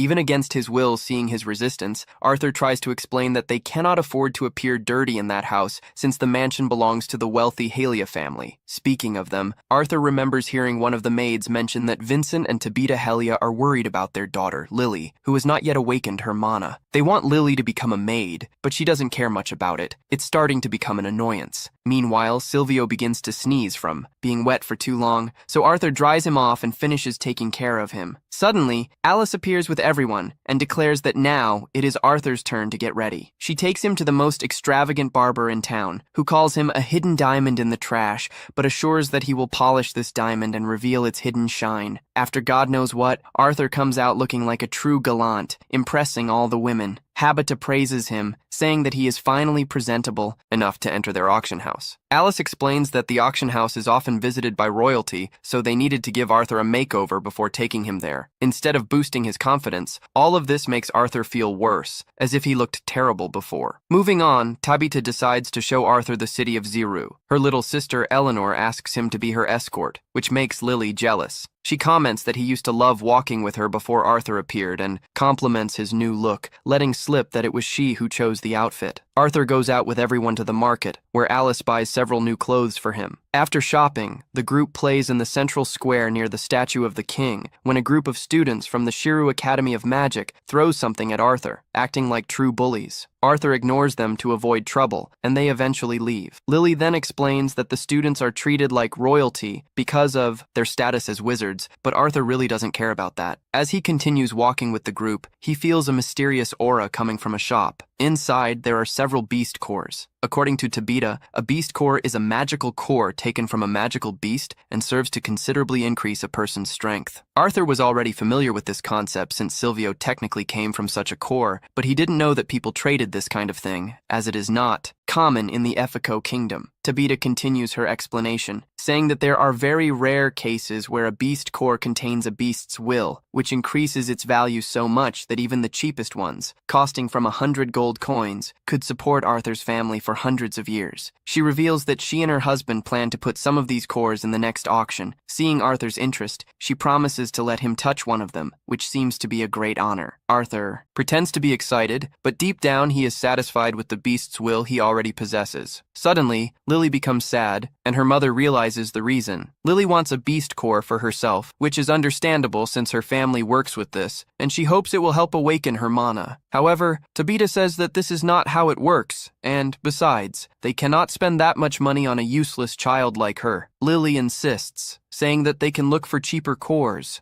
Elsewhere, Tabita has already decided to end the conversation. Later, the group goes to a restaurant for lunch, but Arthur cannot enjoy the meal as he notices how sad Lily is. He observes and understands the situation she is in. Her father, Vincent, has high expectations for her, and because of this, she is trying to force the awakening of her mana. Arthur wants to help her, as his family has helped his. But when he turns to talk to her, he realizes that Lily has disappeared. He goes to look for her and finds her in a weapon shop, where she has gone alone to try to buy a cheap crossbow core using her savings. Arthur stops her, explaining that even if she gets the core, her mana will not awaken, as the world does not work like a system. She insists and vents to Arthur, saying how unfair it is to be a talentless child, unlike him, who is super special. As the verbal argument between them escalates, Lily accidentally bumps into a student from the Shiru Academy. She immediately apologizes, as it was unintentional, but the student, along with two friends, is not willing to forgive her easily. The three spoiled teenagers want to punish Lily for her insolence, and even the store owner does not have the courage to intervene. Then, Arthur springs into action, activating his magic, but at that exact moment Tabita appears, ending the commotion and revealing that she is the head of the Helia family. Upon learning of her position, the students decide not to pursue the incident, as the Helia family makes large donations to the academy and has significant influence. However, they provoke Lily one last time before leaving. The women return home with Arthur and inform Vincent about what happened. He feels relieved that the fight ended before Arthur could destroy the bullies. In any case, Vincent asks both Lily and Arthur to be more careful with their actions, especially Arthur, who will soon join the Shiru Academy. This is the first time Lily hears that Vincent is sponsoring Arthur's entry into the academy. She assumes that Vincent is giving the spot to him instead of her, as he does not see her as a good investment. Very emotional, Lily runs over and tells Vincent and Arthur that she hates them. After this embarrassing situation, Arthur tries not to be shaken. He knows that the girl did not really mean all that. Later, he goes to her room to call her for dinner. He knocks on the door several times, but receives no response. Silvio draws his attention to an employee behind him, who informs him that Lily is not in her room and leads him to where she is. Meanwhile, Lily is lost in thought. She reflects on everything that has happened over the years and how her parents must be disappointed in her. She remembers when she was a child and how her father expressed the wish for her to become a mage. Since she was little, all she wanted was to make her parents proud. However, life and fate did not go as she imagined. She wonders when she will finally awaken her magic. She recalls how her mother said not to rush the process, and how her father, even with her slow progress,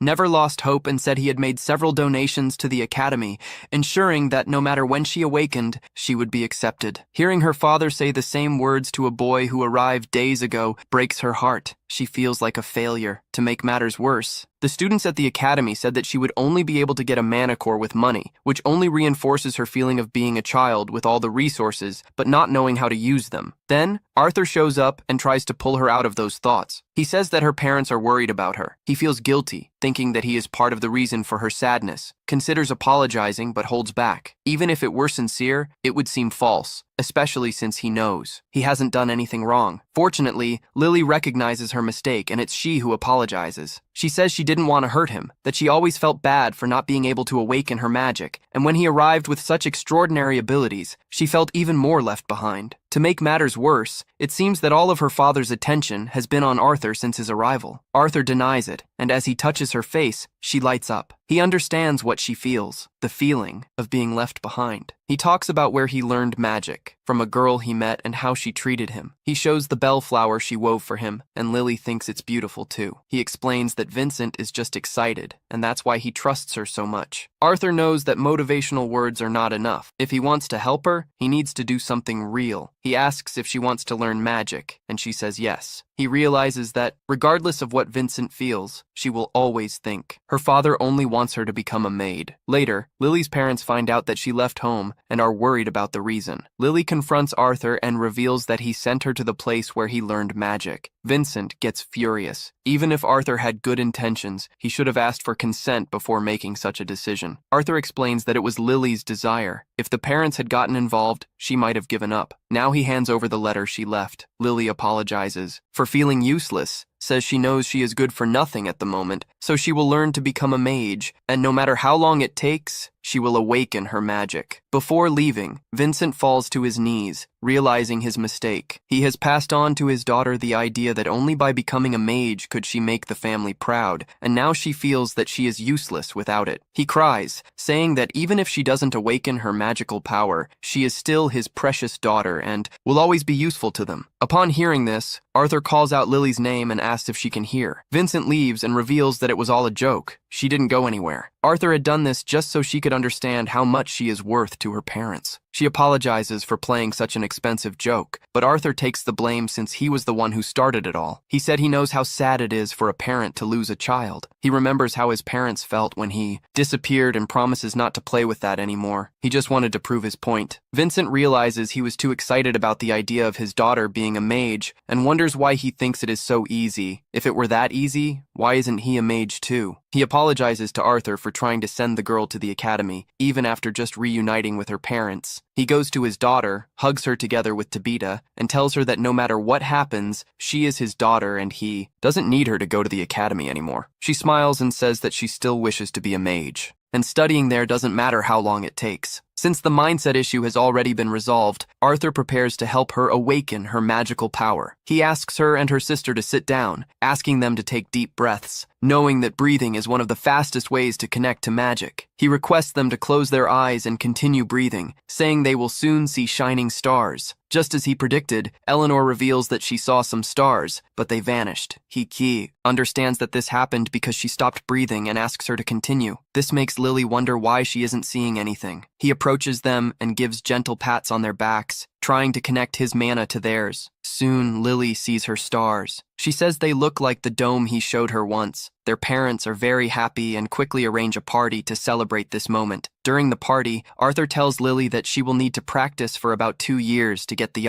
hang of it, but if she keeps breathing deeply, she will be fine. She is so excited that she asks which element she will be able to use. Our little girl is getting ahead of herself. The two of them laugh enthusiastically. A man enters the town with several attendants. It is believed to be the king. He heard about the auction house, and his only purpose upon hearing is to see what this place is. What does this mean for our Arthur? Arthur finally meets the Helia family auction house. His little sister comments that it looks like a castle, and his mother worries if they will be able to adhere to the nobility's etiquette. Inside the auction, Arthur sees various aristocrats and important adventurers waiting to buy the auction items. Lily and her sister are fascinated by seeing beast cores, while Arthur is interested in a statue. Meanwhile, his father gives instructions to his subordinates to ensure that nothing goes wrong on such an important day. Arthur is shocked by his father's maturity. Vincent then announces that the auction will begin and introduces King Blind Glider and his family. Everyone present at the auction applauds the royal family, which makes Arthur think they are quite popular. The auction starts, and Arthur's father and his adventurer friends are on guard to ensure nothing goes wrong. The first auction item is a sword forged by a renowned craftsman that, when imbued with mana, starts emitting paralysis-inducing lightning. The starting bid is 50 gold coins, and Arthur is impressed to discover that weapons can receive elemental enchantments, deciding to try to do something similar later. The next item catches Arthur's attention, some cement masks. His mother asks if he is interested, but Arthur remembers that they are poor and couldn't buy it anyway, and his mother agrees. Shortly after, Arthur realizes that Silvio is not with him. His mother comments that she was with his sister, so Arthur goes out to look for her. We see Silvio walking along the auction's red carpet when suddenly a mysterious man knocks a staff in front of him. Back at the auction, Vincent presents a lion from the world as the next item, stating that when they grow, they become powerful mana beasts, possibly reaching the ranking. At this moment, the king's son declares that he wants that beast, and the king simply agrees. Vincent announces that the minimum bid for the beast is 100 gold coins, and the audience begins to make its offers rapidly, reaching 500 coins. At that moment, the king offers 1,000 gold coins, and everyone is impressed. Vincent congratulates the king on the purchase and says it is natural that no one can outbid him. He asks if the king will tame the lion to be his mana beast, but the king says that it will be a task for his son, and that whether he will manage to tame the lion or not will depend on his efforts. At that moment, the boy says he will do his best. On the other side of the auction, we see Arthur looking for Sylvie, and when he finds her, he sees a man in a mysterious hood trying to grab her. He interrupts the action and realizes that the man is a conjurer in the service of the king, and that it would be wise not to cause trouble. He apologizes to the conjurer and says that Sylvie is his mana beast. The conjurer asks if she is not an auction item due to being a rare mana beast. Sylvie runs to Arthur, and the conjurer becomes angry. At that moment, Arthur realizes that he will not be able to leave without getting into trouble. The conjurer demands that he let him hear and leaves. Arthur refuses, and the man strikes his staff once more, saying that he has been searching for a mana beast worthy of him for a long time, asserting that a weakling like Arthur cannot exploit the full potential of the beast. He suddenly attacks Arthur, trying to intimidate him, tells Sylvie to make a pact with him and thank him for his kindness. Arthur refuses, and he attacks him again. Arthur turns his back to leave, and the wizard threatens to harm his family for not following the royal family's orders. When Arthur hears this, he loses control and lets his bloodlust slip out. The king senses the threat, and all the windows of the auction begin to shatter with the intensity of Arthur's aura. Vincent falls to his knees, unable to withstand the pressure, and even the king starts to sweat cold in front of that overwhelming bloodlust. Guards arrive to protect the king, who says he is fine and orders them to protect the others. The royal wizard falls to the ground, and Arthur approaches him. At that moment, Arthur realizes he has lost control and calms down. Everyone at the auction is terrified, and Arthur apologizes to Sylvie. At that moment, the king arrives and calls Reynolds, as he is responsible for the security of the place, saying that he failed to capture the intruder. Reynolds apologizes, but the king says that this requires disciplinary action. At that moment, the wizard arrives and says that there wasn't much damage, so they don't need to punish him, but comments that Arthur has a very interesting beast. Arthur realizes that he has fallen into his trap. The king then says that the wizard's name is Sebastian, and that he has been looking for a way to reward him for his services to the royal family for a long time. He asks for Arthur's beast, saying that this would avoid a punishment, but Arthur's father says that he did not participate in any way in the adoption of Sylvie, so he cannot make that decision. It is solely up to his son. The king turns to Arthur and asks what he thinks of his suggestion. Sylvie climbs down from Arthur's shoulder, ready to fight, but Arthur tells her to stay calm because he is the king of that place. He thanks the king for the kind offer, but says that he cannot agree to give Sylvie away, as she is very important to him. However, the king continues to insist, wanting to trade the lion he bought for his son for Sylvie. Arthur denies once again, saying that he has no intention of giving, selling, or trading Sylvie. The king begins to become nervous at having his request refused twice, and, in a more threatening tone, says he will ask one last time if he will give up his mana beast. At that moment, Arthur stands up and asks the king how much he will offer.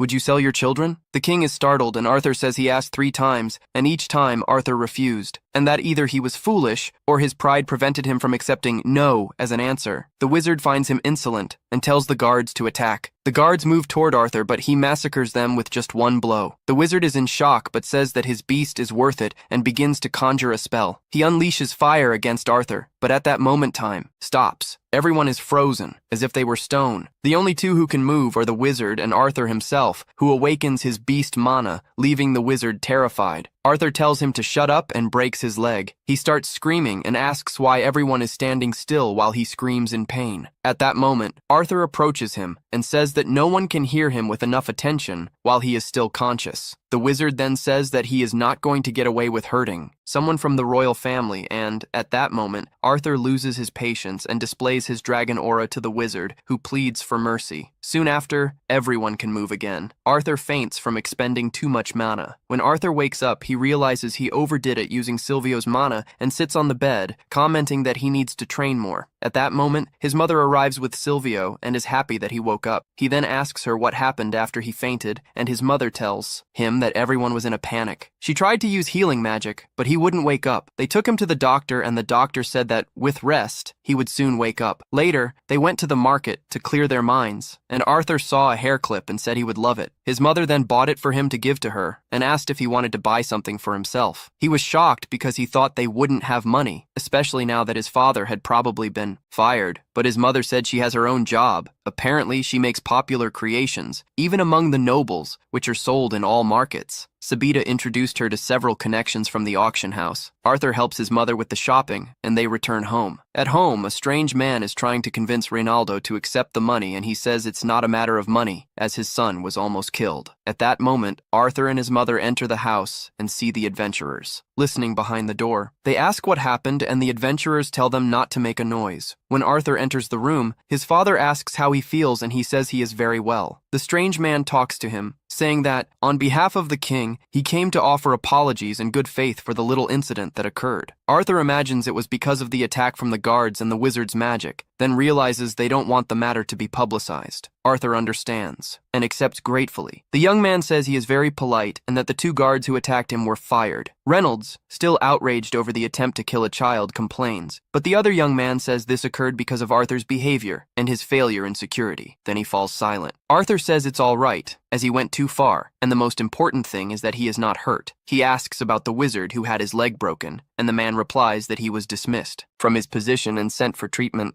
As soon as he woke up, he said that Arthur broke his leg, and the king thought he was crazy. He determined that the mana of the 2 soldiers who attacked Arthur was reflected and broke his leg. The king lamented the incident, and, for that reason, offered this demonstration of goodwill. He said that Arthur is incredibly talented, but that Reynolds must teach him good manners, as not everyone is as patient as the king. With that, he hands Arthur the bag of money, and Arthur is confused, but his father says that it was he who almost died, and for that reason should keep the money and use it as he sees fit. Praising the attack he made on the guards, when he is alone in the room, he remembers that he is still just a child and has no power to challenge a nation. The next day, he goes to what appears to be a school, and several students are carrying their mana crossbows on their shoulders. He is with Sylvie. At that moment, an owl stops in front of him and then flies away. Arthur runs after it, but bumps into an old woman with white hair who says she has been waiting for him. Arthur goes to the Magic Academy, but not to enroll. Instead, he runs into the forest around the campus, where the headmistress is waiting for him after Vincent arranged a meeting between them. Arthur really wants to take advantage of this chance, since the headmistress has total control over the academy, and her influence in the politics of the country rivals that of the royal family itself. The headmistress is also pleased to see Arthur, as she has heard many good things about him from Vincent and wants to verify personally if he is really as strong as they say. Arthur declares that he is ready, and the lady uses her magic to create a barrier that prevents them from being detected. She is already impressed when Arthur remains unshaken, even with the absurd amount of mana used, but in fact Arthur is just hiding his surprise. He decides to show only a small fraction of his power, enough to grab her attention. First, he uses wind magic to lift some stones from the ground and throw them at the headmistress. However, she simply stops them with earth magic and shatters them easily. Arthur is shocked, but decides to try with other elements since his wind magic is the weakest at the moment. He attacks with earth magic from all sides at once, but the lady dodges everything using wind magic. Then, Arthur decides to show his hand-to-hand combat skills and rushes at her after, strengthening his body with magic. However, the old woman easily pushes him away with a gust of wind. When Arthur falls to the ground, he realizes he has been defeated, but fortunately, that was enough to impress the headmistress. She says that Arthur seems to overestimate his abilities, but acknowledges that he is strong and skillful. She proposes a final test before accepting him as a student. Arthur needs to remain conscious after her next attack. Headmistress Minto casts a powerful spell that makes Arthur feel like his head is being split in half. Even so, he manages to hold on until the end of the magic, and the headmistress declares that he passed the test. She says she would like to accept him as her personal student to teach him everything she knows. However, as Arthur continues to stare at her in silence, she asks what he really wants to say, since he wouldn't have needed to go there and displayed his abilities for nothing. Arthur replies that she has the authority and power he needs to protect his family.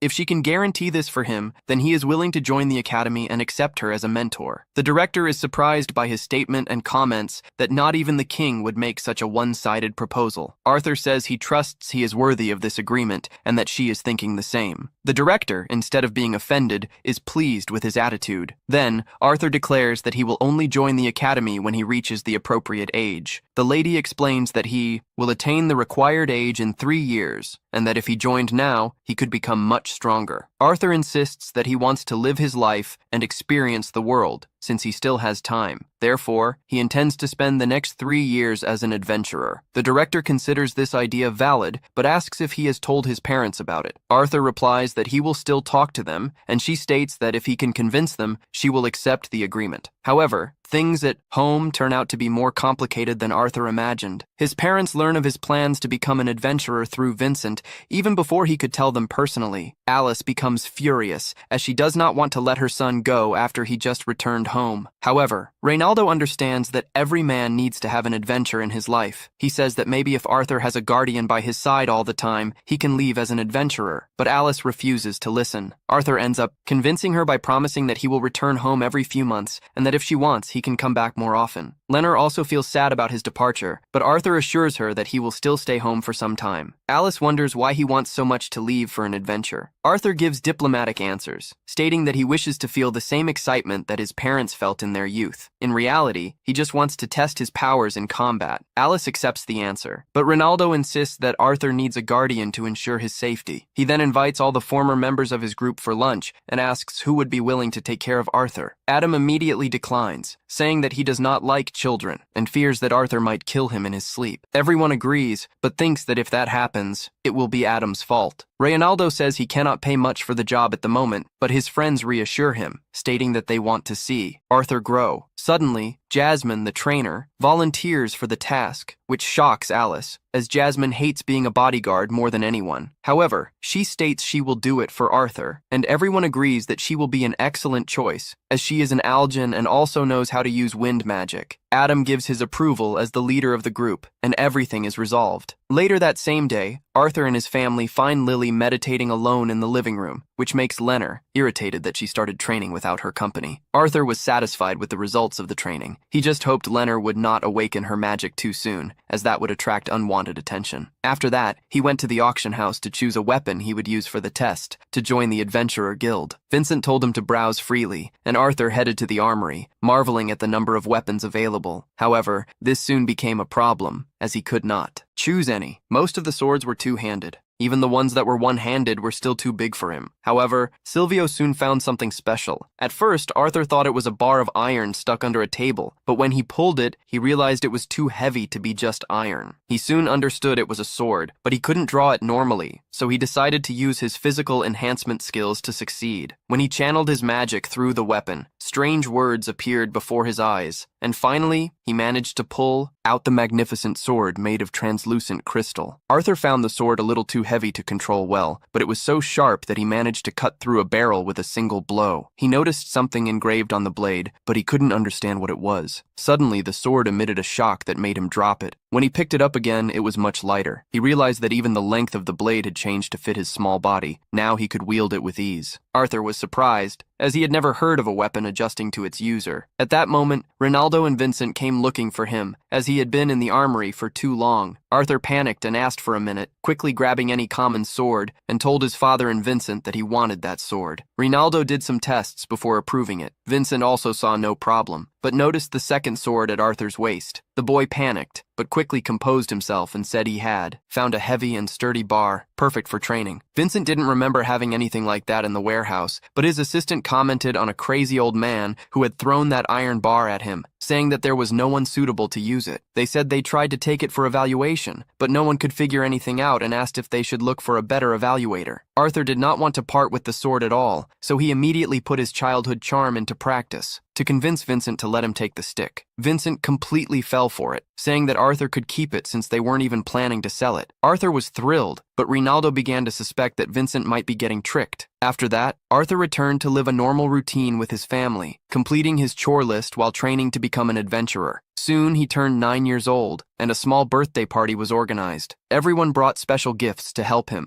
on his journey as an adventurer. Rinaldo and Alice gave him a glove with magical stones containing healing spells that Alice herself had sealed so he could heal himself in case of injuries. Vincent gave him a ring that worked as a sensor. If Arthur was in danger, it would trigger an alarm and alert Alice. Ada and the members of his old team gifted Arthur a sound scroll that would allow him to send messages home and receive replies. Arthur thanked everyone for the gifts and promised that he would become the best adventurer they had ever seen. Alice hugged him, saying that he didn't need to be rich or successful, he just needed to come back safely. Later that night, Arthur packed his backpack to begin his journey, reflecting on how he needed to be stronger than he was in his past life to protect his family and friends. Then he went down the stairs and found his whole family. Waiting for him, they said their emotional goodbyes, wishing good luck. With that, Arthur set off on his journey alongside Jasmine. First, Arthur and Jasmine go to the Adventurers Guild to register Arthur as a new adventurer. Jasmine, being a veteran adventurer, personally assures the guild receptionist of Arthur's abilities and demands that he be allowed to take the ranking evaluation test. Naturally, she does not mention Arthur's true name, as he is wearing a mask, probably to hide his true identity from the world. Arthur fills out the application form, and then the two of them, along with the receptionist, head to the next room for the next step in the process. While walking, Arthur keeps his hand over the mask to ensure that no one sees his face, and explains to us that he is doing this because he does not want the royal family to discover his powers. The receptionist takes them to the guildmaster's office, Caspian, who expresses concern about conducting the test. Caspian explains that all aspiring adventurers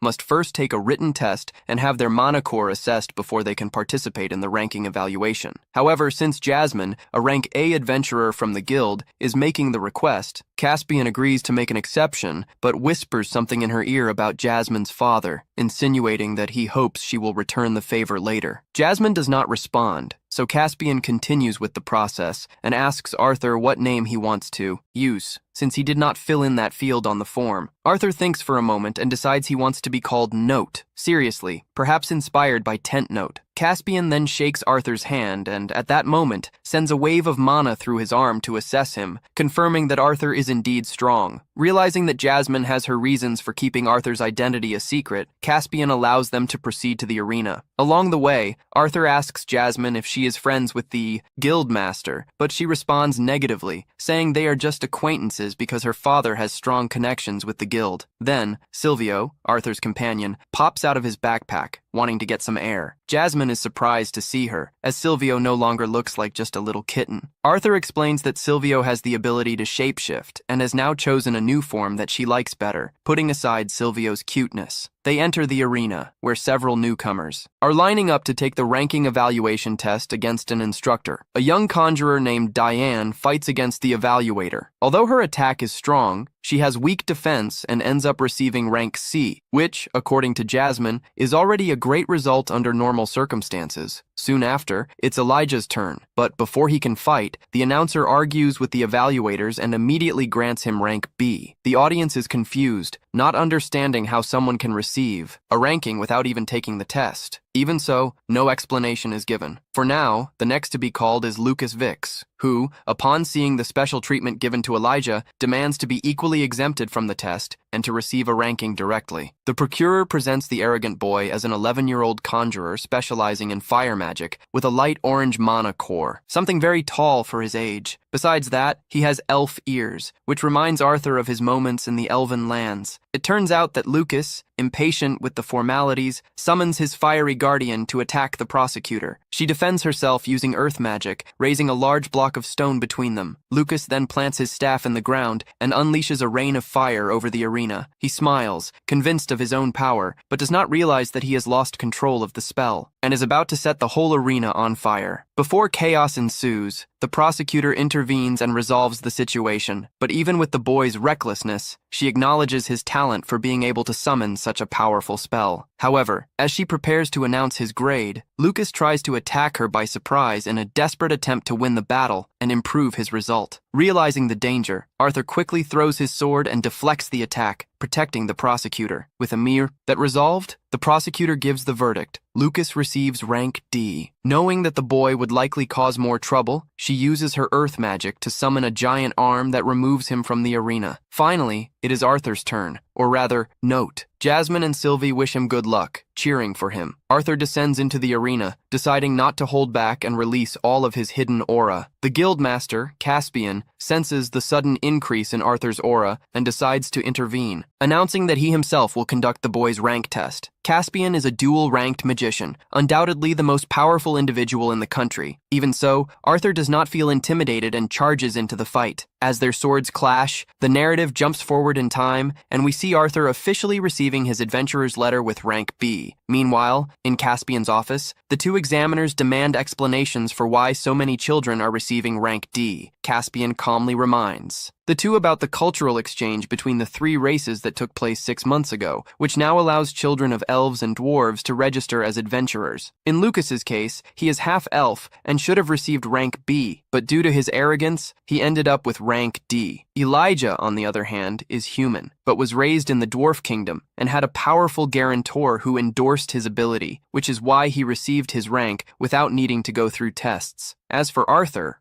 note, Caspian admits he has no idea who the boy really is. The only reason he received special treatment was because of Jasmine, who belongs to the family of the most powerful fire mages in the kingdom. One examiner even speculates that this is the reason Arthur can use such powerful fire magic. Caspian, however, is more intrigued by the boy's sword technique, noting that his movements lack some fluidity, as if his body has not yet adapted to his growth. Still, Arthur gave the guild master a run for his money, and for that reason, Caspian believes that if this masked boy is not carefully guided, he could become a terrifying threat in the future. Caspian finds himself lost in thought, surprised by the number of unexpected events of that day. Although not worried, he knows there is much to think about. Jasmine calls him back to reality. Noticing that he is distracted, he replies that everything is fine and there is nothing to worry about. Reflecting on everything, Arthur feels that he has become so accustomed to this world that everything he knew in his previous life no longer matters and is not even used by him. Now, he and Jasmine walk through the area and find Elijah, who approaches not to greet them, but to scold Arthur for interfering in Lucas's attack. Despite this, she admits that if Arthur had done nothing, she herself would have acted to stop Lucas. While they talk, Lucas sees them and feels excluded for being gathered without him, and shouts asking why they are having a meeting without inviting him. Arthur responds that there is no reason to invite someone who broke the rules. Furious, Lucas confronts Arthur and grabs him by the clothes, demanding a fight. Arthur could face him right there, but he realizes that they are already attracting attention. Some adult adventurers watch the scene, wondering why these children are acting like children. Arthur notices the gazes around and backs off, warning Lucas that they are being watched and that rumors are already circulating. Lucas then lets him go. They disperse, and as there is nothing else to do, Jasmine proposes that they take a walk. Arthur asks where to, and Jasmine quickly suggests a destination, leading them there. With a leap, they arrive at an area for beast passage, but the place is empty. Jasmine explains that it was recently cleaned, and now serves as a training ground for novice adventurers, where items for quests can also be collected. To Arthur, training in an empty place seems like a waste of time. However, Jasmine says they are going to another place, and that the walk will be long. She runs off, and Arthur has difficulty catching up with her, admitting he was wrong. He never thought Jasmine would be such a good runner. He realizes he made several judgment errors that day, and feels that something is wrong. He recalls the fight against Caspian, and how he noticed that the guildmaster was gradually increasing his speed, trying to force Arthur to reveal his ace. When he used his magic, Arthur made a miscalculation and ended up losing, hearing from Caspian that he shouldn't be arrogant. Then he wonders where exactly he went wrong, but there is no time to think too much, as a large monster appears right in front of them. Shocked, they watch as the creature devours a living person. Jasmine immediately warns that they need to run. This was not part of the plan. As they flee, she realizes that the monster had been captured alive by some adventurers, but managed to escape during transport and attacked everyone. Since the creature does not even belong to that region, Jasmine does not want to face it there and continues running. Unfortunately, the monster catches up to them and now plans to use them as a meal. Jasmine tells Arthur to run while she stays to face the beast. With 2 swords in hand, she attacks the monster, trying to surprise it by jumping and striking from above. However, it is she who ends up being surprised by a direct attack. The creature turns toward her, trying to eat her alive. Arthur, in desperation, screams her name and leaps to rescue her, carrying her in his arms away from danger. As soon as they land, all the injured adventurers look at them, trying to understand how strong they really are. Arthur gets ready to join the fight too, but then he hears a voice saying, "Not yet." The voice warns him that he needs to get it right this time.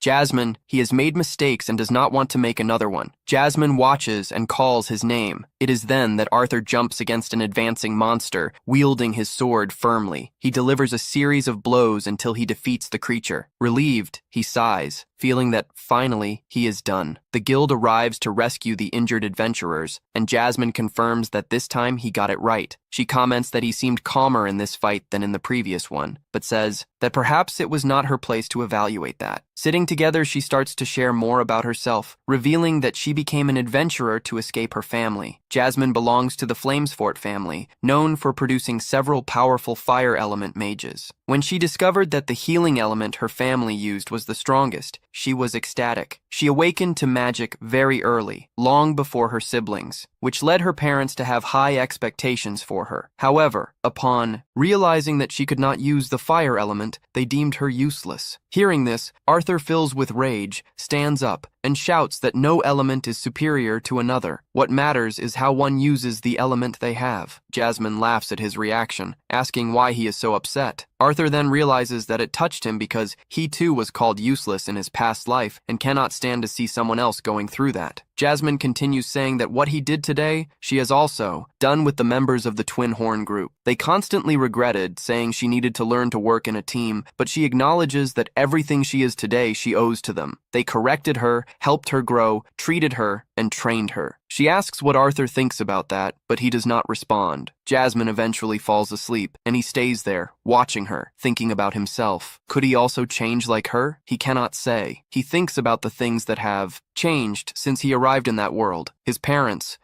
friends he met, Teichi, Elenera, and so many others. Perhaps, just perhaps, he could also change. Meanwhile, elsewhere, Teichi watches Arthur through a magical glass. Without permission, she looks away when she sees him with a woman and tries to touch him through the glass, but cannot. Infuriated, she complains that he is always with women. He turns to see her and asks why she did that. Realizing her jealousy, he suggests that if she is envious of Arthur exploring new experiences, she should also do the same. Thus, he hands her a book which she eagerly takes to distract herself and occupy her time. 2 years pass. Arthur continues his travels and adventures alongside Jasmine. His fame has now spread throughout the city. Some men comment on his strength and confirm that he is Jasmine's travel partner, the masked swordsman. Arthur is sitting on the rooftop when Jasmine appears and calls him to come down. He obeys, and together, they set off for another mission. They make a formidable duo. When they arrive at the mission site, Jasmine instructs them to inform the guild that they lost contact with a village near the Buzius pasture and that they will investigate the reason. Then, she asks Note what the mission's priority is, and he responds that it is to survive. Next, she inquires what to do if they encounter hostile beasts. He says that is not part of the job, so they can simply ignore it. Satisfied with the answers, Jasmine affirms that he is approved. Shortly after, Note communicates telepathically with Sylvie and asks what she will do. She replies that she will be training nearby, and if they need her, they just have to call. As soon as Sylvie moves away, Jasmine and Note head towards the mission area, and on the way, she asks if he noticed anything strange. Note observes that there are many footprints leading towards the village, but almost none returning. Realizing the danger, they use wind magic to reach the location faster. Upon arrival, they find a frightening scene with no sign of the residents. They begin to suspect an attack by beasts. Suddenly, they spot ice crystals scattered around, and as they approach, they realize that there are frozen people inside them. Shortly after, they find a child still alive and ask what happened, but she says she doesn't know, as she was in the forest gathering Rusco. Note suspects it is the work of a beast, and Jasmine confirms, but she also notices something strange about the girl. As they look closer, they notice something stuck to her leg, and suddenly, the girl is violently pulled towards the creature. Note tries to move forward to save her, but Jasmine stops him, telling him not to act impulsively. The beast then freezes the girl in front of them. With no alternative, Jasmine orders an immediate retreat. Meanwhile, in a mysterious room, two hooded figures discuss a possible alliance between humans and dwarves, which is undesirable for them. The older woman uses magic, revealing the image of Note, Jasmine, and other adventurers, and the man comments that he thought the mission would be boring, but now it is becoming interesting. Back in the field, Note asks what that creature was, and Jasmine explains that it is an arachne, one of the 5 beasts she hates facing the most. He asks if she has fought one before, and she replies that yes, 5 times, but she only won once, revealing that in their only victory, all the team members were present, including Alice, and that they only won because of her. Jasmine then explains that only emitters can remove the curse from a spider. Other than that, the only way to break it is by defeating the creature. Moreover, they have extremely high resistance, are little affected by magic, have a hard body that repels swords, and hate the sun, preferring the deeper parts of dungeons. After this, Jasmine looks at Arthur and says she has taught him everything she could about being an adventurer, and asks what they should do now. Arthur replies that the best option is to retreat, inform the guild, and come back prepared to save the village. Jasmine agrees, but suddenly the spider appears behind them. It launches a direct attack at Arthur, and Jasmine jumps in front to protect him. However, she ends up getting frozen in the process.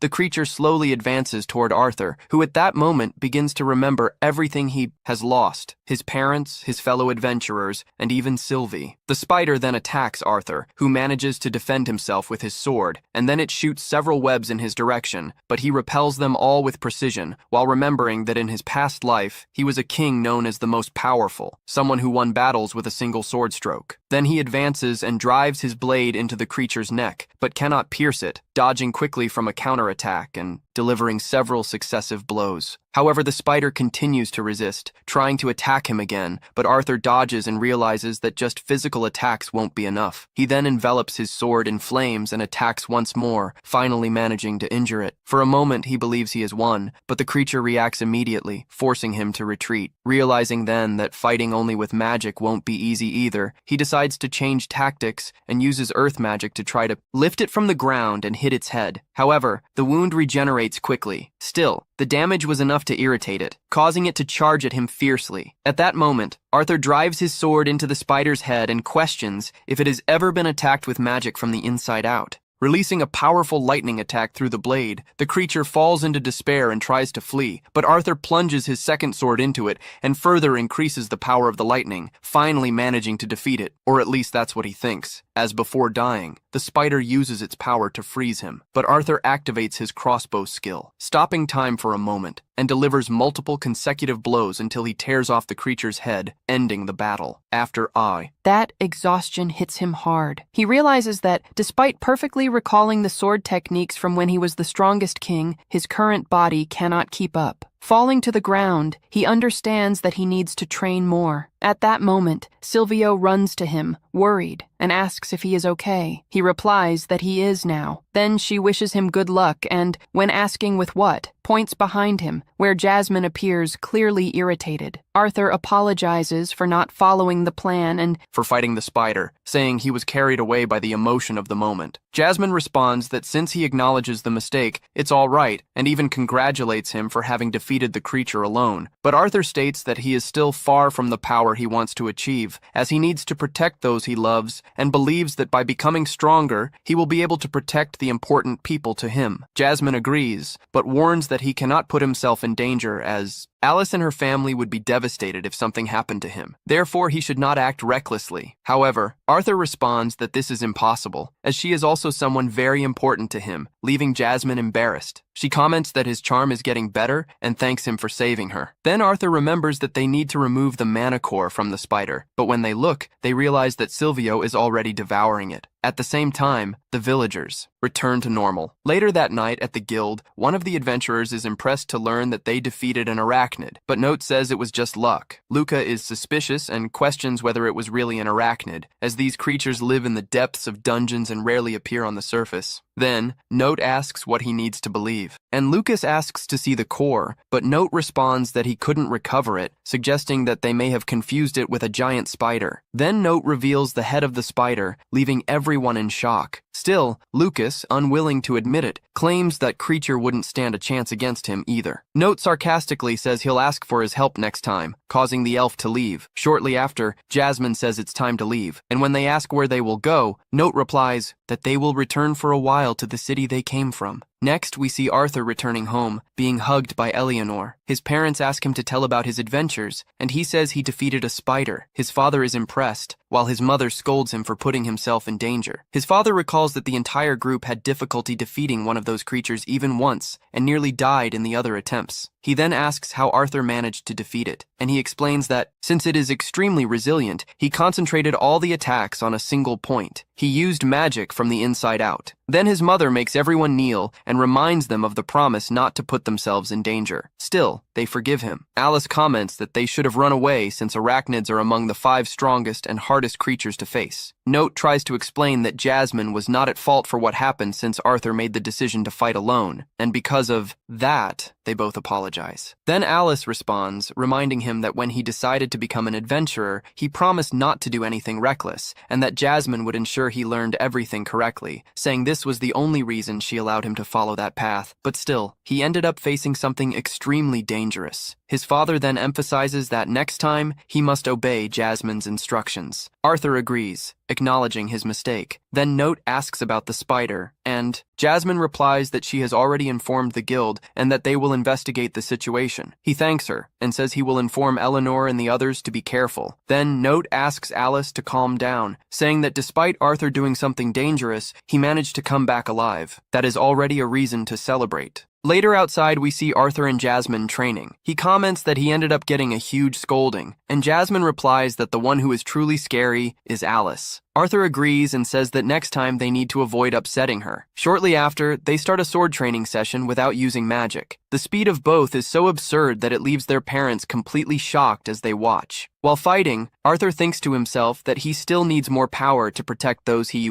loves. When the training ends, he gets distracted. Sylvie notices and asks what is happening. Arthur replies that he just remembered someone, and in his thoughts, reflects that this person was like the wind, wondering what she was doing at that moment. And then, the scene shifts, showing Tertia running desperately from a huge rock that is rolling towards her. She manages to leap at the last moment before being crushed and complains that no one warned her that it would be this insane. An elven voice echoes saying that humans are terrifying creatures who take lives, massacre the elven people, steal their goods, and destroy their dignity, something that has been taught to them since childhood. However, everything changes when she meets a different human. We have Tessia in a bar, while some humans stare at her. A member of her group asks what the mission is, and she responds that they must eliminate a boar. When asked about the location, she says it will be in human territory. Another member complains, asking if her grandfather thinks they are some kind of jack of all trades. The others agree, saying that in the end, that is exactly what they seem to be. As they are leaving, a human tries to provoke them by putting his foot in front, but Tasia knocks him down with a kick. Another tries to throw a drink, but is also easily defeated. Soon, all the humans in the bar advance towards them. However, an elf creates a water barrier, allowing the group to leave without problems. Tatia comments that no matter where they go, they always find people like that. The girl with purple hair says she wishes it would stop, while the blonde elf advises to ignore them. Shortly after, a carriage arrives, and they board it. Inside, there are 3 elves and 3 humans, and Tetsia begins to read a letter from her grandfather, explaining that humans, elves, and dwarves have spent a long time at war. As she reads, bandits appear trying to rob the carriage, but are quickly defeated by both the elves and the human adventurers. The letter continues to say that, thanks to the alliance between the 3 kingdoms, the war has come to an end, but this is nothing more than a political agreement. During the night, the carriage is attacked again, and once more they manage to defend themselves. The letter warns that as long as the hearts of the people remain in conflict, the alliance will never be true. In an unexpected moment, even the human adventurers and the coachman try to attack the elves but are defeated by Tasia. Back in the mysterious room, the woman who was observing the adventurers now turns her attention to Tasia's group. She releases wolves and decides that they will proceed on foot. Tasia suggests they hide their ears, but another member says it would be useless, as sooner or later they would be discovered. Upon arriving at the mission location, the village chief claims he does not need the help of the elves and sends the group away.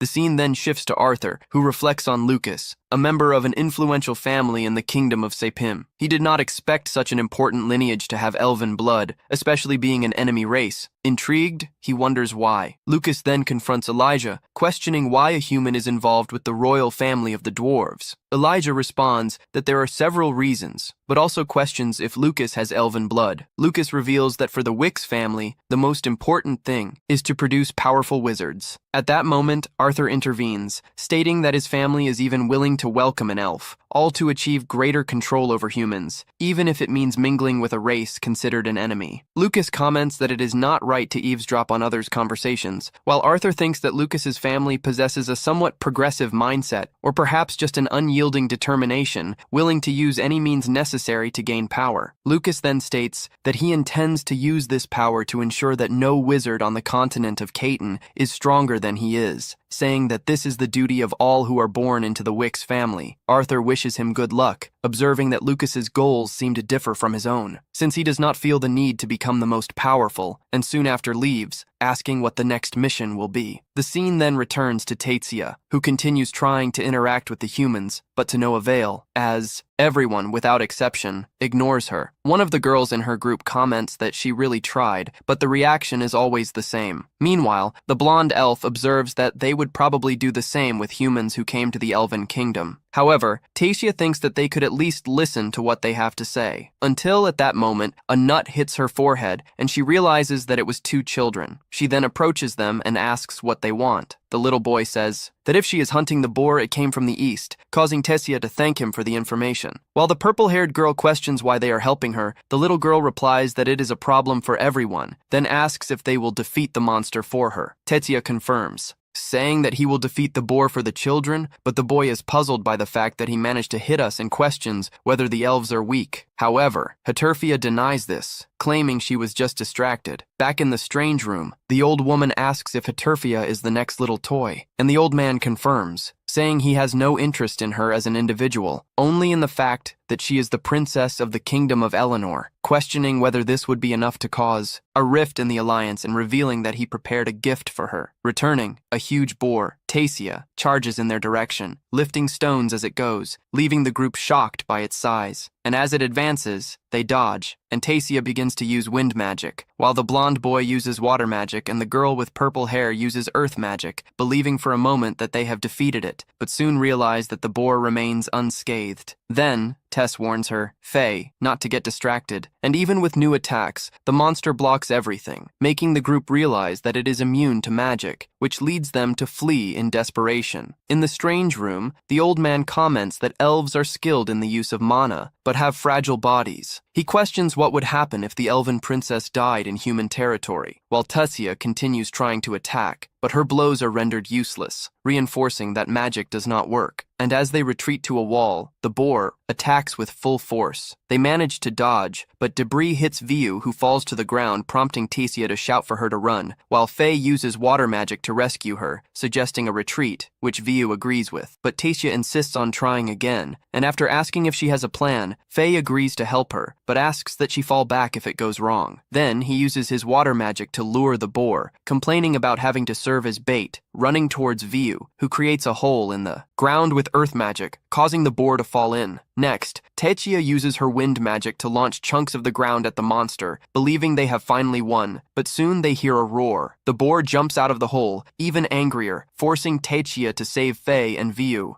With her magic fading and at that moment, thinking of Arthur and the moments they spent together, Faye uses her water magic to pull her away and orders her to retreat immediately. However, Tessia refuses, remembering that when Arthur was in the Elven realm, he taught her how to acquire mana. Tessia's hands begin to glow brightly, and Viu wonders where all that mana is coming from. At that moment, Cecilia opens her eyes and sees the boar charging toward her. She gets ready, while Faye and Viu scream for her to run away, but instead, she channels the mana in her hand and delivers a physical blow with all her strength, knocking the boar down, leaving everyone shocked. Faye wonders if that was some kind of physical enhancement with mana, while Cecilia complains that her hand hurts, and Viu scolds her, asking her not to do something so reckless again. Back in the mysterious room, the old woman comments that it was a pity, and the old man says that Tessia is more skilled than he expected, claiming they will need to prepare an even more powerful mana crossbow. Returning to the village, Cecilia informs them that they defeated the boar, but the elder simply turns his back and walks away without thanking them, making Faye comment not to expect good manners from humans. Then Viu asks Tessia what she thinks about that, but soon they see the two children who had helped them, and they thank them for defeating the monster. Tessia asks if that is their home, and they confirm, explaining that before, another person lived there, but left. And they say that the former resident was very strong, making Tessia comment that she knows someone like that too. Back in the Elven realm, her grandfather turns and says that she made him break into a cold sweat, while a friend asks how she is doing. He replies that the problem has apparently been solved. The school principal states that she expected nothing less from his granddaughter, but Virium says it was not just that, but rather that she was lucky to have a good friend, leaving the principal curious about who it might be, and he replies that it's someone she knows well, saying that a small encounter can change the world, while remembering when she met Cynthia during a war between humans and elves. Back at the bar, Tessia comments that she and Faye will return to Shiro's and asks what Viu intends to do. She replies that she will return to Eleanor, but will also take the opportunity to see Arthur, which leaves Tessia surprised, asking how she knows him. Viu explains that it's nothing special. They studied together in shooting, while Faye adds that they meet from time to time. Viu praises Alice, saying she is very pretty. Faye comments that last time they got candies and they need to bring something in return, also mentioning that his sister is very cute and that Reynolds is an amplifier. This makes Tessia pout, complaining that she also wanted to see Arthur, but didn't even know he was in Shiro's, thinking it unfair that only they can see him. Soon after, we see Tessia in front of Arthur's house, excited to finally be able to see him, thinking about what she should say, and rehearsing different ways to introduce herself, until his mother appears asking if she can help, which startles her and makes her apologize and run away, confused about who that woman was and wondering where Arthur is. Meanwhile, elsewhere, Arthur ends up shipwrecked on a mysterious island. When he gets up, he grabs his mask and remembers that, while sailing with Jasmine, a strong storm capsized the boat, causing the two to separate. He runs desperately looking for her, but ends up finding Lucas and Elijah, being visibly disappointed as he expected to find her. Jasmine, which ends up offending both of them greatly. Arthur remembers that he had accepted a mission from the Hellster, but ended up being separated from Jasmine because of the storm. What he doesn't understand is, why the hell are Lucas and Elijah there? Then, Elijah explains that he was carrying out a guild mission involving several fishing boats that were disappearing, and that he ended up getting caught by the storm while investigating Lucas. In turn, mocks the two, saying that he finds it difficult to believe that they are also high-ranking adventurers like him. As they ended up trapped in a storm, they are really pathetic. Still, both Arthur and Elijah think that Lucas went through the same situation Arthur, then shows the boat he was on with Jasmine and demonstrates that he is worried about her. Even so, now the most important thing is to find some boat, because if he survived, then Jasmine must also be alive. Meanwhile, elsewhere, Sylvie is, as always, being greedy, devouring mana stones from monsters. However, her lunch is interrupted by Arthur, who communicates telepathically with her and asks for help in finding Jasmine, suggesting a location for where to start the search. On the other hand, Jasmine is desperate, looking for Arthur. She feels extremely worried and, at the same time, guilty. She remembers a conversation with Reynolds in which he commented that just as they encountered Rennet, many other A-rank mana beasts began to appear in low-level missions, and that this type of occurrence was becoming more and more frequent. They began to suspect whether the guild was misevaluating the missions, and in addition, the treaty between the three kingdoms was also complicating things a lot. Reynolds raised the hypothesis that someone against the treaty could be causing these incidents. His father sincerely wanted Arthur to stop being an adventurer. However, Jasmine knew that Arthur was unlikely to do this, and Reynolds was also fully aware of this. Therefore, he asked Jasmine, given the current situation, to take very good care of his son. And now she finds herself in this extremely worrying situation. During her search, Jasmine ends up encountering Lucas's guards, who inform her that they were sent by the royal family of Sapin and are worried about the young man, although it seems more like they are afraid of what might happen to them if they don't find him. Meanwhile, Lucas uses his dimensional ring to summon a tent, but orders the others to assemble, since he already did his part by bringing it. Arthur ends up assembling everything, while thinking that even low-level dimensional rings cost thousands of gold coins, reason why he doesn't have one. Soon after, Lucas complains that he is hungry. When Arthur asks if there is no food in his ring, his reaction makes it clear that there is not. The others conclude that the supplies were probably with the guards, so Arthur decides to go fishing, getting a large quantity of fish. Then he tells Lucas to cook, but the boy refuses, claiming that he shouldn't stoop to that. So, Arthur teases, saying that he should be the most skilled at cooking, since he supposedly has the best control of fire magic. With that, Lucas accepts the challenge just to prove his point, but he ends up demonstrating that he doesn't know how to cook fish, and Arthur needs to warn him to stop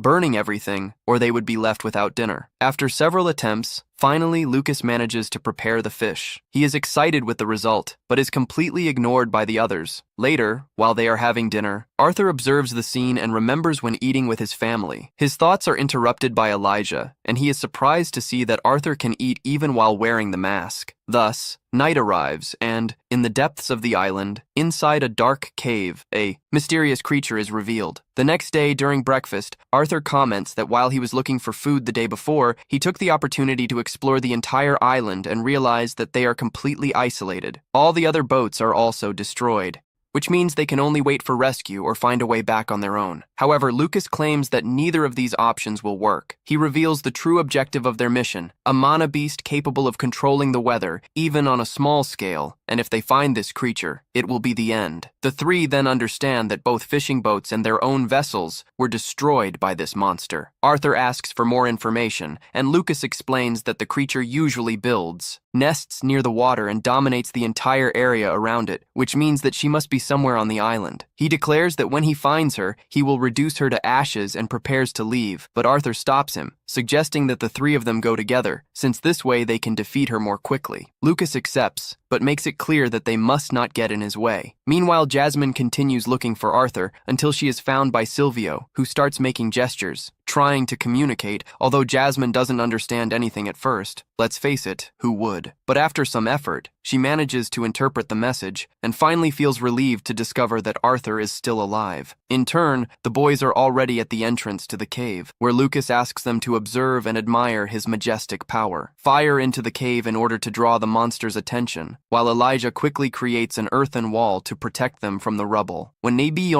the smoke clears, a strong tremor shakes the cave location, and, without wasting time, they start running. The cave is completely destroyed, and from inside it appears a gigantic, monstrous salamander. Lucas panics when he sees that creature, so Arthur intervenes, blocks the monster's attack, and tells her that he will distract her while the others prepare a more powerful attack. Elijah takes over the defense, covering Arthur with his earth magic. While he advances, Lucas manages to land a strong blow, but the monster barely reacts. Taking advantage of the opportunity, Arthur attacks him and manages to injure him, while Lucas hits 2 fireballs in a row. Even so, the creature continues as if nothing had happened. Scared, Lucas begins to attack desperately. While Lydia continues to protect the two, Arthur notices that the cuts he makes on the monster regenerate quickly, and at the same time, he is impressed by the characteristics of this world. Then warn him that it's time to change strategy. Now, Lucas starts attacking you from a distance, but he's insecure, as he doesn't know who will protect him if the monster counterattacks. Lydia questions Arthur if he is sure of the plan, and he responds that it is worth trying, since he doesn't have many options. Arthur then blocks all of the salamander's attacks, and even provokes Lucas, asking if that one is really the power of the supposedly most powerful family of wizards. Angry, Lucas begins to attack with everything he has, repeatedly, making his magic collide with the monster's blows. Meanwhile, Arthur protects Elia so he can get close enough. At the right moment, Arthur advances on the creature's head and orders Elia to do his part. Without hesitation, he uses his earth magic to prevent the salamander's regeneration, attacking the wound directly. Seeing that the strategy works, the three continue to cooperate in this way, and after some time, they finally manage to defeat the monster. As always, Lucas begins to boast about his powerful magic. However, when he lets his guard down, the salamander rises again, ready to devour them. At the same time, Jasmine runs at high speed over the sea, using his wind magic. The moment Arthur finally sees her, the salamander has its head ripped off in a single blow. Jasmine arrives soon after and runs to hug him, relieved to see him safe and sound. Elia and Lucas are completely impressed by the power of a dual-rank adventurer. Later at dusk, Arthur thanks Jasmine for having saved him, which makes her blush. However, the moment is interrupted by Silvio, who is running away from the others after stealing the monster's mana core. Unfortunately, it is already too late to stop. Meanwhile, elsewhere, Tessia is disappointed at not being able to find Arthur. She comments to the others that they never managed to meet, but they imply that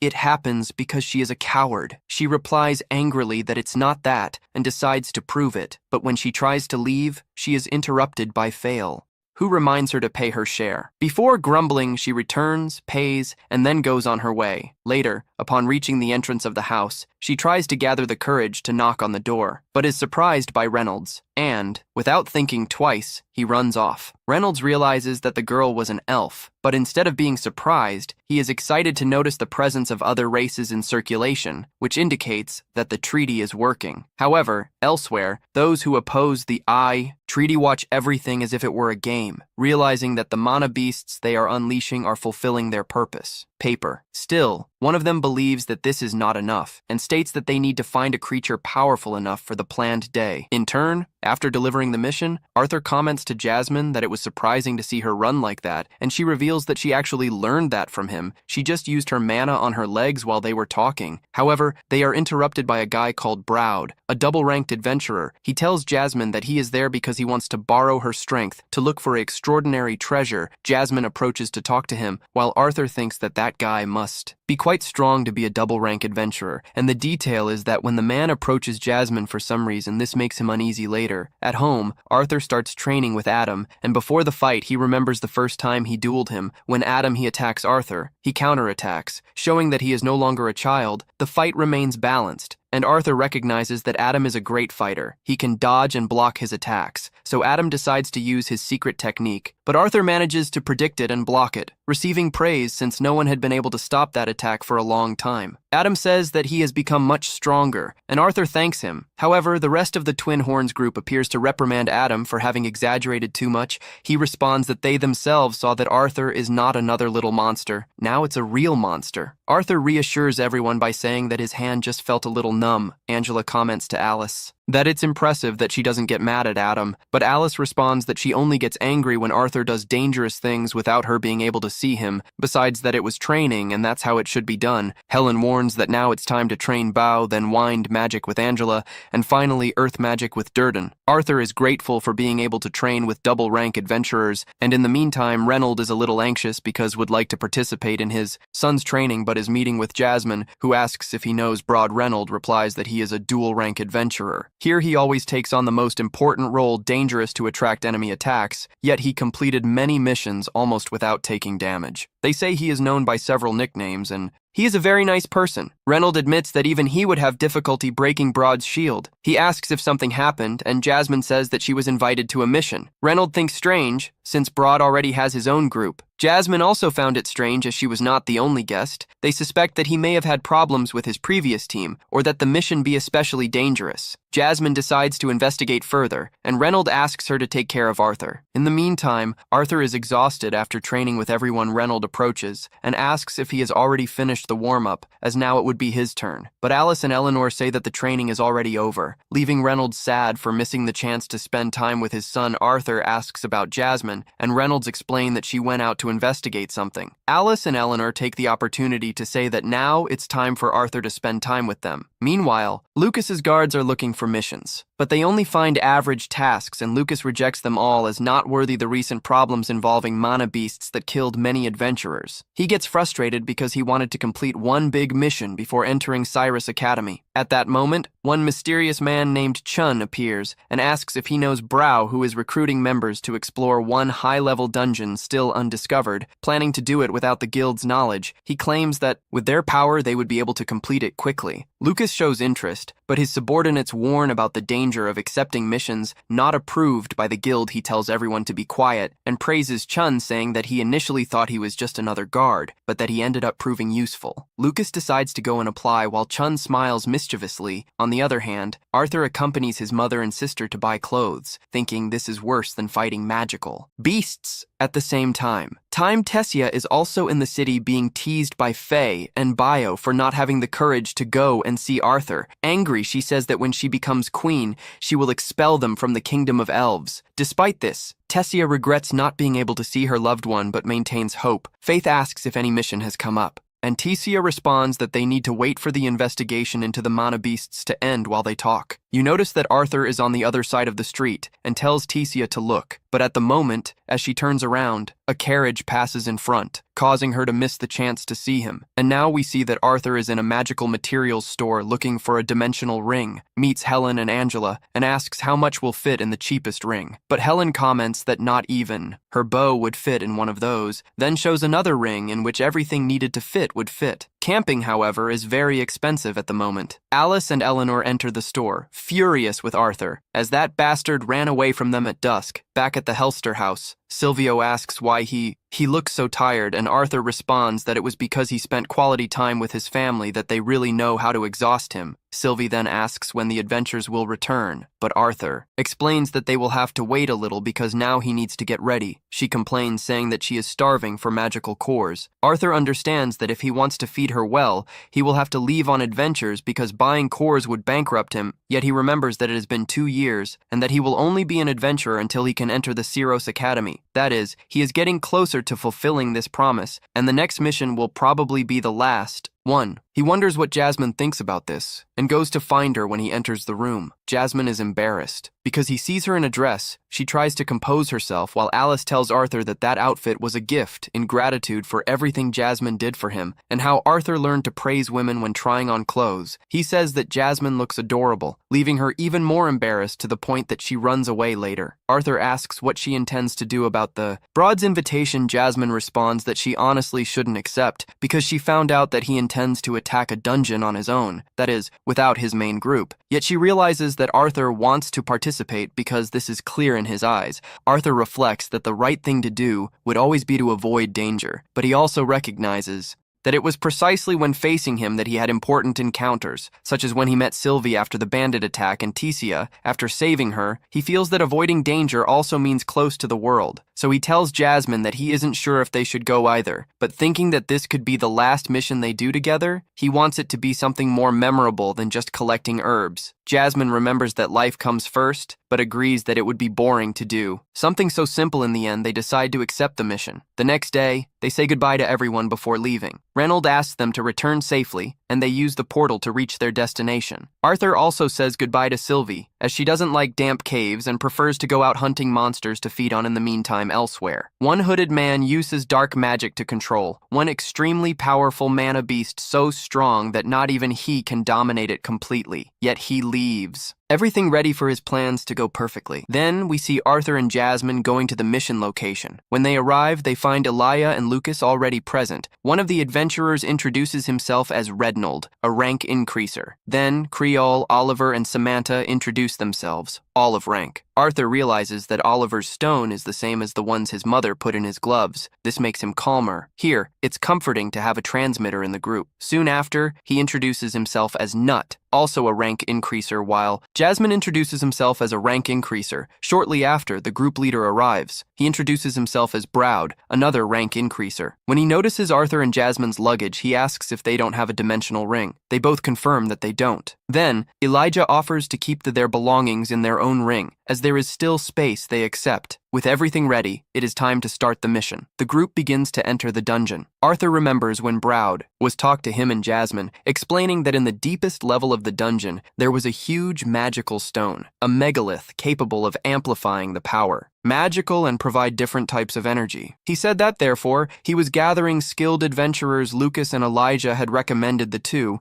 as they would also participate in the mission back to the present. Arthur reflects that he agreed to participate not only out of interest, but also out of concern for Lucas and Elijah, in case something went wrong. One of the adventurers asks Lucas and Elijah why Elijah being in that group. Lucas responds that he heard that Browd was gathering elite adventurers, while Elijah states that his motive is the same. Creation asks if they are not interested in money. Lucas responds that this is not a problem for him. Samantha adds, saying that he is not there for money either, but rather to complete a dungeon and gain prestige. Now Rednold comments that he is there for the money, just like Creation. A few moments later, they arrive at the dungeon entrance and begin to advance. The leader explains that he has already made prior reconnaissance. Of the local, Rednold asks if he managed to get to the bottom and if he knows the way, but Browd denies it, saying he couldn't go that far. Still, he assures that, at first, they shouldn't find it. Problems. Although it mentions rumors that immortal creatures inhabit that dungeon, everyone is shocked by the information. Browdy also explains that there are no mana monsters there. This means that Falut, you won't gain anything from that. The place is known as the Terrifying Cemetery. He asks everyone to fight as efficiently as possible without wasting mana. Reginald comments that there is no sign movement of monsters, but Broad reassures him, stating that there are no creatures in that place. Lucas, in turn, finds it all boring. However, soon after, several monsters appear in the ceiling of the cave. Broad identifies the creatures as Bratiners. The number is enormous. They quickly advance towards Samantha. Jasmine manages to save her in time. Immediately, everyone takes over combat positions and begin to face the Order, defeating countless monsters. Rednold asks Browd if there were that many monsters when he did the reconnaissance. He replies no. Before additionally, Arthur asks Lucas to take the front line with a fire spell. Saying he will provide support, Lucas then casts powerful fire magic. He eliminates most of the monsters at once. Arthur thanks him, but comments that he exaggerated the power. Without wasting time, Browd orders them to continue advancing before the creatures revive. Shortly afterwards, the group arrives at a cliff, with no way to the other side. The leader then asks Elijah to create a ladder on the cliff. While Elijah responds promptly, and everyone descends carefully. Below, Claude comments that if he is not mistaken, there must be a passage ahead that leads to the deeper floor. Samantha questions if he has really been there before. He confirms, saying that last time the passage was exactly at that point. The group continues advancing, and Jasmine warns Arthur not to waste mana. Suddenly, Samantha steps on a rock and activates a trap. At the last moment, Arthur manages to save her. Reginald then questions why Browd didn't warn him about the trap. Surprised, Browd is visibly shocked, stating that the man who hired him never mentioned the existence of traps in that location. He then remembers the conversation with this man. The man offered him a generous reward and asked him to gather several skilled adventurers. When Broad asked about the dungeon, the man ensured that there were no traps. He said that the monsters were no big deal. He only mentioned that they were immortal. Furthermore, he provided a map detailing the path to the deepest floor. He asks the boys to advance carefully. The detail is that, as they advance a little further, they begin to feel an intense heat. He mentions that there is something strange in that place. For his part, Arthur manages to feel that further ahead, there is a great pressure. Between the rocks, steam begins to come out, followed by a strong tremor. Reginald asks Bart if he really explored that place before leaving. He doesn't know how to respond, which makes Ray angry. However, at that moment, a huge earthworm appears at the scene. Bakri attacks quickly with his water magic, but the worm escapes. Reginald, in turn, orders Broad to tell the truth once and for all. He confesses that the client told him in complete detail what the dungeon was like and even showed him a map. He already counted on the fast bats, but not with that worm and the traps. He mentions that it is quite strange that, suddenly in a dungeon, a new species of beast appears. Although Arthur, for your part, think that they certainly hid this information from the beginning, the detail is that they don't know for what purpose. At that moment, we see that Oliver approaches Samantha to ask her to follow him. You can tell Broad is lying. If they continue like this, they will become the monsters. Lunch. Now the best they can do is take the opportunity while they fight the worm to go straight to the treasure. Samantha is undecided. Although Oliver holds her hand and takes her with him, Arthur orders them to wait. Oliver makes it clear that he does not intend to die with people like them. However, Arthur goes behind Samantha and asks Lucas to take charge of protecting them. Without hesitation, Lucas creates an energy field. Meanwhile, Arthur recommends that Oliver enter at once. He replies no, intends to die with them. The detail is that, at that moment, the ground collapses. Samantha tries to protect him, but it's too late. Oliver ends up turning into pure bone. Arthur doesn't think about wasting that stone in the center, so he runs to get it and throws it to Samantha so she can exchange the gem in his stick for the one that will increase his power much more. Then, he warns the others that they need to leave that place as soon as possible. The worm doesn't think about letting them go. Crew advances against him, but the worm. It is on fire and evaporates all the water. Elijah and Samantha attack. Together, Samantha manages to stun him while he restrains him with his stone chains. However, it is still not enough. So, Browd warns Reginald and Yasmin that they need to attack together. Jasmine and Browd take charge of getting his attention so that Reginald can land a powerful blow on his forehead. Meanwhile, Arthur and Lucas must look for a weak point. Arthur realizes that fire magic is not enough to defeat that worm, so he will have to look for an even more intense fire. For his part, Reginald succeeds landing a huge hammer blow to the forehead, while Jasmine continues cutting the worm. But it's still not enough, so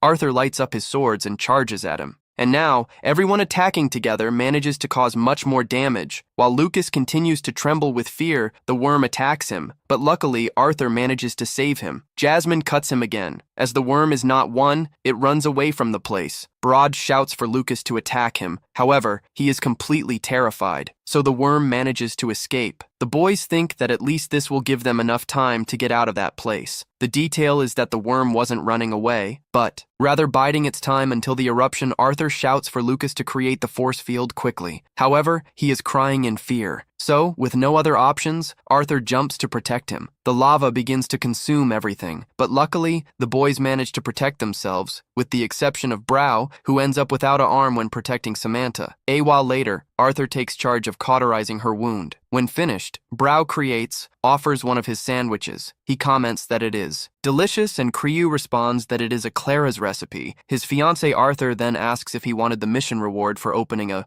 bakery with his fiancé. He responds that it's something like that. However, on the other hand, Lucas is arguing with Brow. He only accepted this mission because supposedly the leader was a veteran enhancer of double rank, but now their leader is mutilated and they no longer have a transmitter. Brow responds that if he is like this, it is his fault for not having created the barrier. However, before the situation gets worse, Arthur orders Lucas to calm down and stop blaming himself. Then he comments to Brow that before continuing, he needs to make a decision, to withdraw or move on. And if they decide to continue moving forward, you can't keep hiding things, because the worst thing in a dungeon is not trusting the leader. This audio confesses that he had lied when saying he explored that dungeon. He was just based on the information his client gave him. He comments that he has not yet paid the price for putting them in that situation, but begs them to let him continue, as it will probably be his last mission, and hopes to allow her to go until the end. Jasmine recommends aborting the mission. Samantha scolds her, because with her arm like that, it's impossible. Brain promises that it won't be a burden.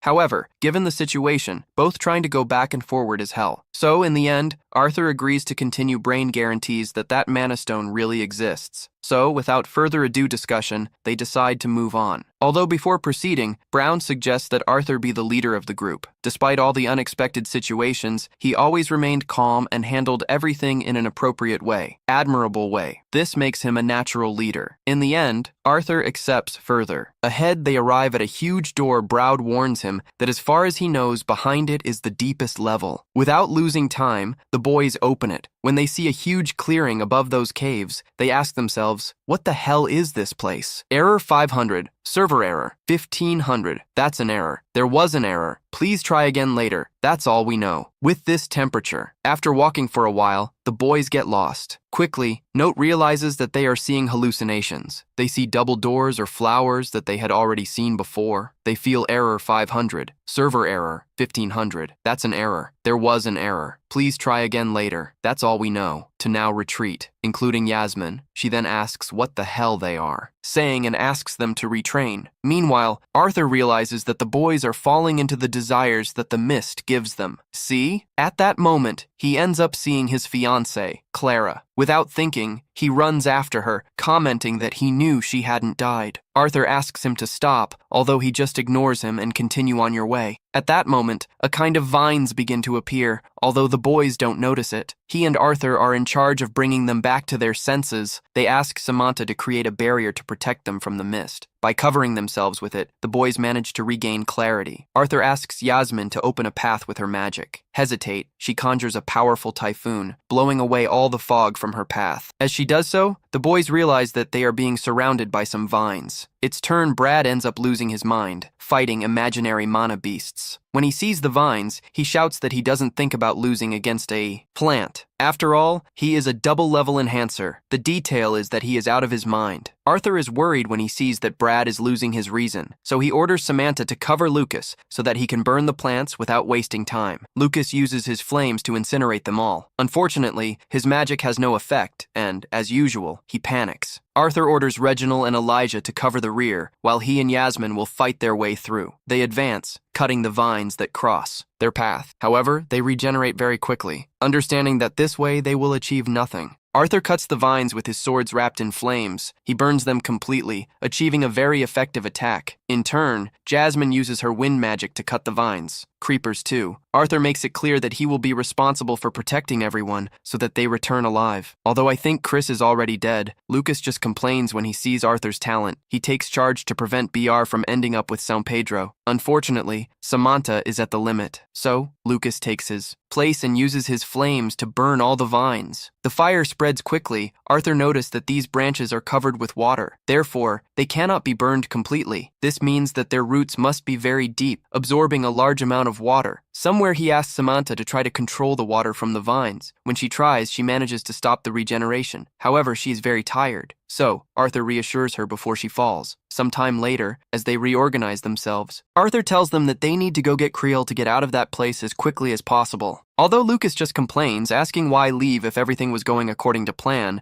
he starts complaining about the fact that, supposedly, they are veteran adventurers. He just decided, participate because I believe they were good. This martyrdom? Lucas. Someday you will suffer, brother. Someday you will suffer. Jasmine approaches Reginald and asks who Clara is. Meanwhile, Arthur orders Lucas to keep quiet. Reginald tells Jasmine that Clara was Creel's fiancée. He explains that she was killed. In a dungeon, Creel's motivation for going to that place was to fulfill the dream he had had with her. He is his friend, so he also wanted to help him fulfill his dream, just like Brout. Unfortunately, at that moment, the fog begins to spread again. Arthur orders Lucas to use a more powerful fire to evaporate the water and slow down the regeneration of the vines. The boys counterattack, but just at that moment, a huge figure appears. Samantha falls in fear when he understands what they are facing. Jasmine mentions that she has only heard about these things in books, and that what they are facing now is the guardian spirit Elderwood, a rank S brawl monster, in turn, still out of your mind. The boys are shocked to see that Creo is trapped inside that monster. Without thinking, Brout advances against him, but with a simple blow, he is thrown away. Reginald also advances against the monster, covering himself in rock armor. Arthur shouts at him not to do that, because they are no match for that thing. And indeed, Reginald is also thrown away. In turn, Lucas does more than shake. As usual, Jasmine catches Arthur and tells him that they both need to leave that place, but he responds, "What will we do with the others?" She makes it clear that she already knows it's impossible save everyone. Arthur remembers that he promised that everyone would leave that place. However, Jasmine responds that she made a promise to her family and needs to keep it. Monster does and undoes like nothing. When seeing all the chaos, Arthur tells Jasmine that they will leave that place, but they won't do it alone. Without hesitation, he jumps to protect Samantha. He orders Elia to cover Brad, who is quite schizophrenic, and they can't leave him alone. The priority is to get out of that cave through the entrance. When covering him, Jasmine catches Brad and quickly avoids the vines.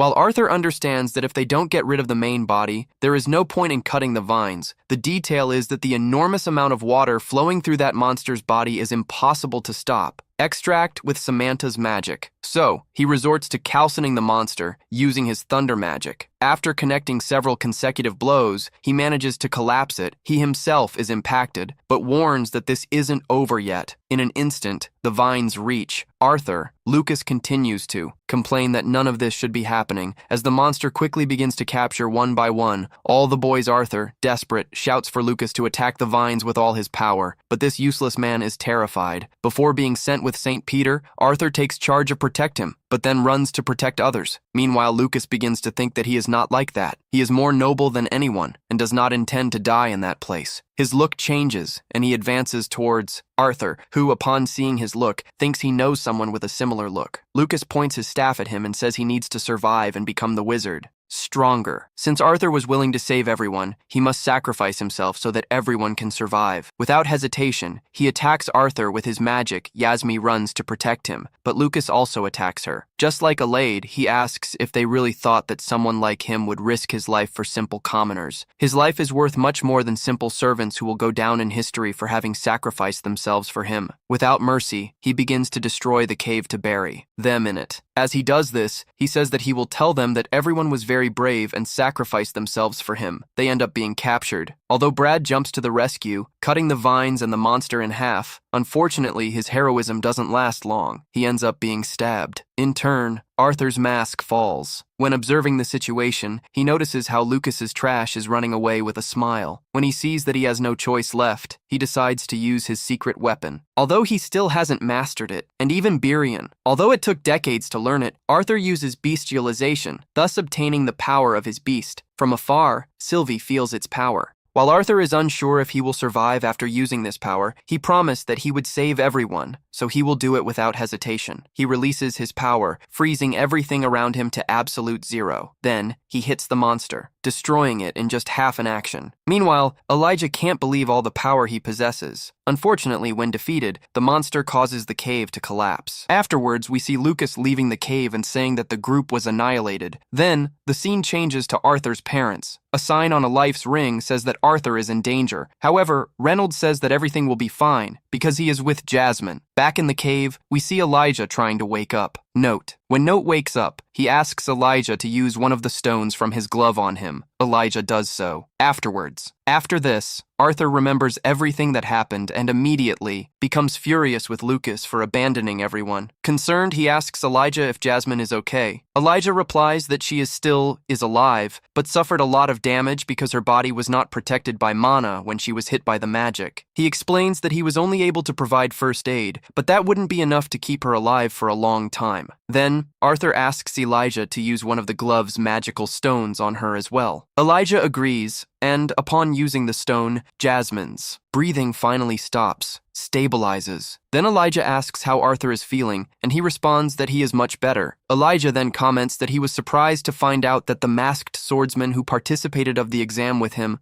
he was practically the same age. Arthur realizes that he is without his mask. Elijah explains that he couldn't find it after the collapse. Arthur then asks about his sword and the black staff. Elijah reveals that he managed to save them before they were buried. Arthur sincerely thanks him for saving both his and Jasmine's lives, saying that Elijah could have simply run away alone. Elijah responds that he is not like that bastard Lucas. He states that he will never forgive that elf for what he did. While they talk, Elijah asks why Arthur didn't run away when the guardian spirit appeared. Jasmine would probably be able to help him escape. Arthur calmly responds that a king never abandons his people, getting a laugh from Elijah. Arthur then reveals that made a promise to never abandon someone important to him. After that, Arthur says that until Jasmine fully recovers, they can't do anything but wait. Then he decides to tell Elijah his real name and officially introduces himself. Observing the place where they were hiding, Arthur realizes that metallic shelter, it didn't seem natural. He asks if it was Elijah who created it, Elijah explains that when the cave collapsed, he used magic to create that metal shelter. Arthur is impressed, saying that even an extremely talented wizard wouldn't be able to create metal out of thin air. He asks if Elijah would be a dwarf. Elijah responds that not even he knows for sure. He says that he grew up in the kingdom of Dalve, but that the old man who raised him never revealed anything about his real parents, his childhood. Memories are just confusing fragments that he can't fully understand. Elijah says who led an ordinary life until reaching the dark orange level. At that moment, a strange energy took over his body, making him faint. When he woke up, he was surrounded by metallic objects black. It was then that the Lord of Dalf said that the time had come for him to leave the kingdom and travel the world. Elijah also comments that, from time to time, he continues to feel that strange energy inside him and believes that it is linked to his special abilities. Arthur comments that the two seem to have been through very difficult situations. Then, Elijah asks what exactly happened. During the fight against the Guardian, Arthur used a technique that Elijah had never seen before. He decided to reveal the truth. He explained that it was an enlarger capable of manipulating the 4 elements, as well as of possessing the very rare attributes of ice and lightning. Elijah was completely shocked by the revelation, but he soon commented that the mark that appeared on Arthur's body and the change in hair color did not seem to be part of these elemental magics. Then, Arthur revealed another even greater secret. He was also a beast tamer. What Elijah saw during the battle was the release of will of the beast. Elijah was even more surprised and asked how old Arthur really was to have so many absurd abilities. Arthur took another magic stone and used it on Jasmine. Finally, after all that suffering, she slowly began to open her eyes. She threw herself at Arthur, apologizing for not being able to protect him, but Arthur said it was okay. Elijah then made the cave, and they left. Arthur asked him if anyone else survived. He commented that Reginald and Broad were already dead when he defeated the Guardian. Then Arthur asks about Samantha. He already says that just before he collapsed, he managed to wrap her in a shelter, but she seemed quite weak. Elijah then uses his magic to look for her, Samantha. A little later, he manages to find her. When they arrive at the place, Arthur finds her mask. Elijah undoes the shelter, and inside, he finds Samantha still alive. Elijah thinks about using magic to get the vines off his leg, but Arthur says they're in no condition. The place starts to collapse, and they run. When they get to the door, it's covered in ice. Elijah has no more mana to remove it. Then, Arthur wakes up with his sword. They enter the cave and start going back. Halfway there, some mana beasts appear and they hide, while they continue heading towards on the way out. As they are running, Jasmine notices that the place is getting wet. Arthur thinks that if there was enough water to keep that Guardian, they are screwed. At that moment, the water starts rising very quickly, but thanks to a magical device, they manage to keep breathing underwater and end up being dragged by the current. A while later, Arthur wakes up and screams for Jasmine. She appears right behind him along with the others. However, several mana beasts appear at the scene. They prepare to fight and manage to resist for a while. Good time, fighting back against various magical beasts and mana beasts. However, after a while, Elijah runs out of mana, and Jasmine is completely tired. Arthur continues to fight alone. He realizes that he is not. He will be able to handle all that. He thinks that, once again, he will not be able to protect what is important to him. When he is already exhausted, several mana beasts attack Arthur at once. However, a second before her end comes, the ceiling collapses. Then, we see Silvio, who went there to save Arthur. She is much bigger. Elijah panics when he sees her. He wonders if that is a wyvern, but when he notices that it has 4 legs, he understands that it is a dragon. He thinks he must be hallucinating, but Arthur confirms that it really is a dragon. Arthur explains that, supposedly, dragons have been extinct for centuries. Precisely for this reason, he asks Elijah to keep their existence a secret. Elijah is already completely surprised. Upon discovering that Arthur, at just 11 years old, can manipulate the 4 elements, in addition to 2 special attributes, and to make things even worse, he has a dragon as a companion. Even so, Arthur reaches out to Elijah and asks him to accompany them. Without wasting time, Silvio takes charge of getting them out of that cave once and for all. As soon as they finally arrive outside, Samantha wakes up and comments to Arthur that he looks quite handsome without the mask. Arthur is excited to see her awake, but recommends that she keep her strength. Still, Samantha stands up to show that he has the core of Elderwood. Arthur is surprised and comments that when everything calms down, they will share the profits. However, Samantha responds that doesn't want anything, because she believes he should have everything. She insists on this, and Arthur asks if she's sure, since that nucleus is worth a fortune. Samantha responds that it's just staying alive thanks to him, so he considers it completely fair that Arthur gets the reward. In the end, Arthur accepts and thanks him. After that, Jasmine leaves to look for some drinking water. The other three rest. At that moment, Silvio says that he hunted several mana beasts and devoured their cores. Arthur, a little worried, he asks if she can return to her original form. Silvio does so quickly, leaving Arthur quite relieved, as this way she won't cause confusion in the city. So Arthur sends a letter to parents to let them know that they are fine and that they don't need to worry. Upon arriving at the guild, the boys receive medical treatment. Sometime later, the guild master receives an unexpected visit of someone he also can't remember who he is. He comments that he read the manga, but doesn't remember the person. However, based on his appearance and eyes, he believes he is someone from the Flamesworth family. While everyone recovers, the guild master meets with Arthur to ask if he knew that the dungeon raid was not authorized by the guild, complaint holding the group responsible for everything that happened now. The guild's disciplinary committee will meet to decide what their punishment will be. Finally, he reveals that the whistleblower was Lucas Wicks. If you made it this far, comment on the word traitor.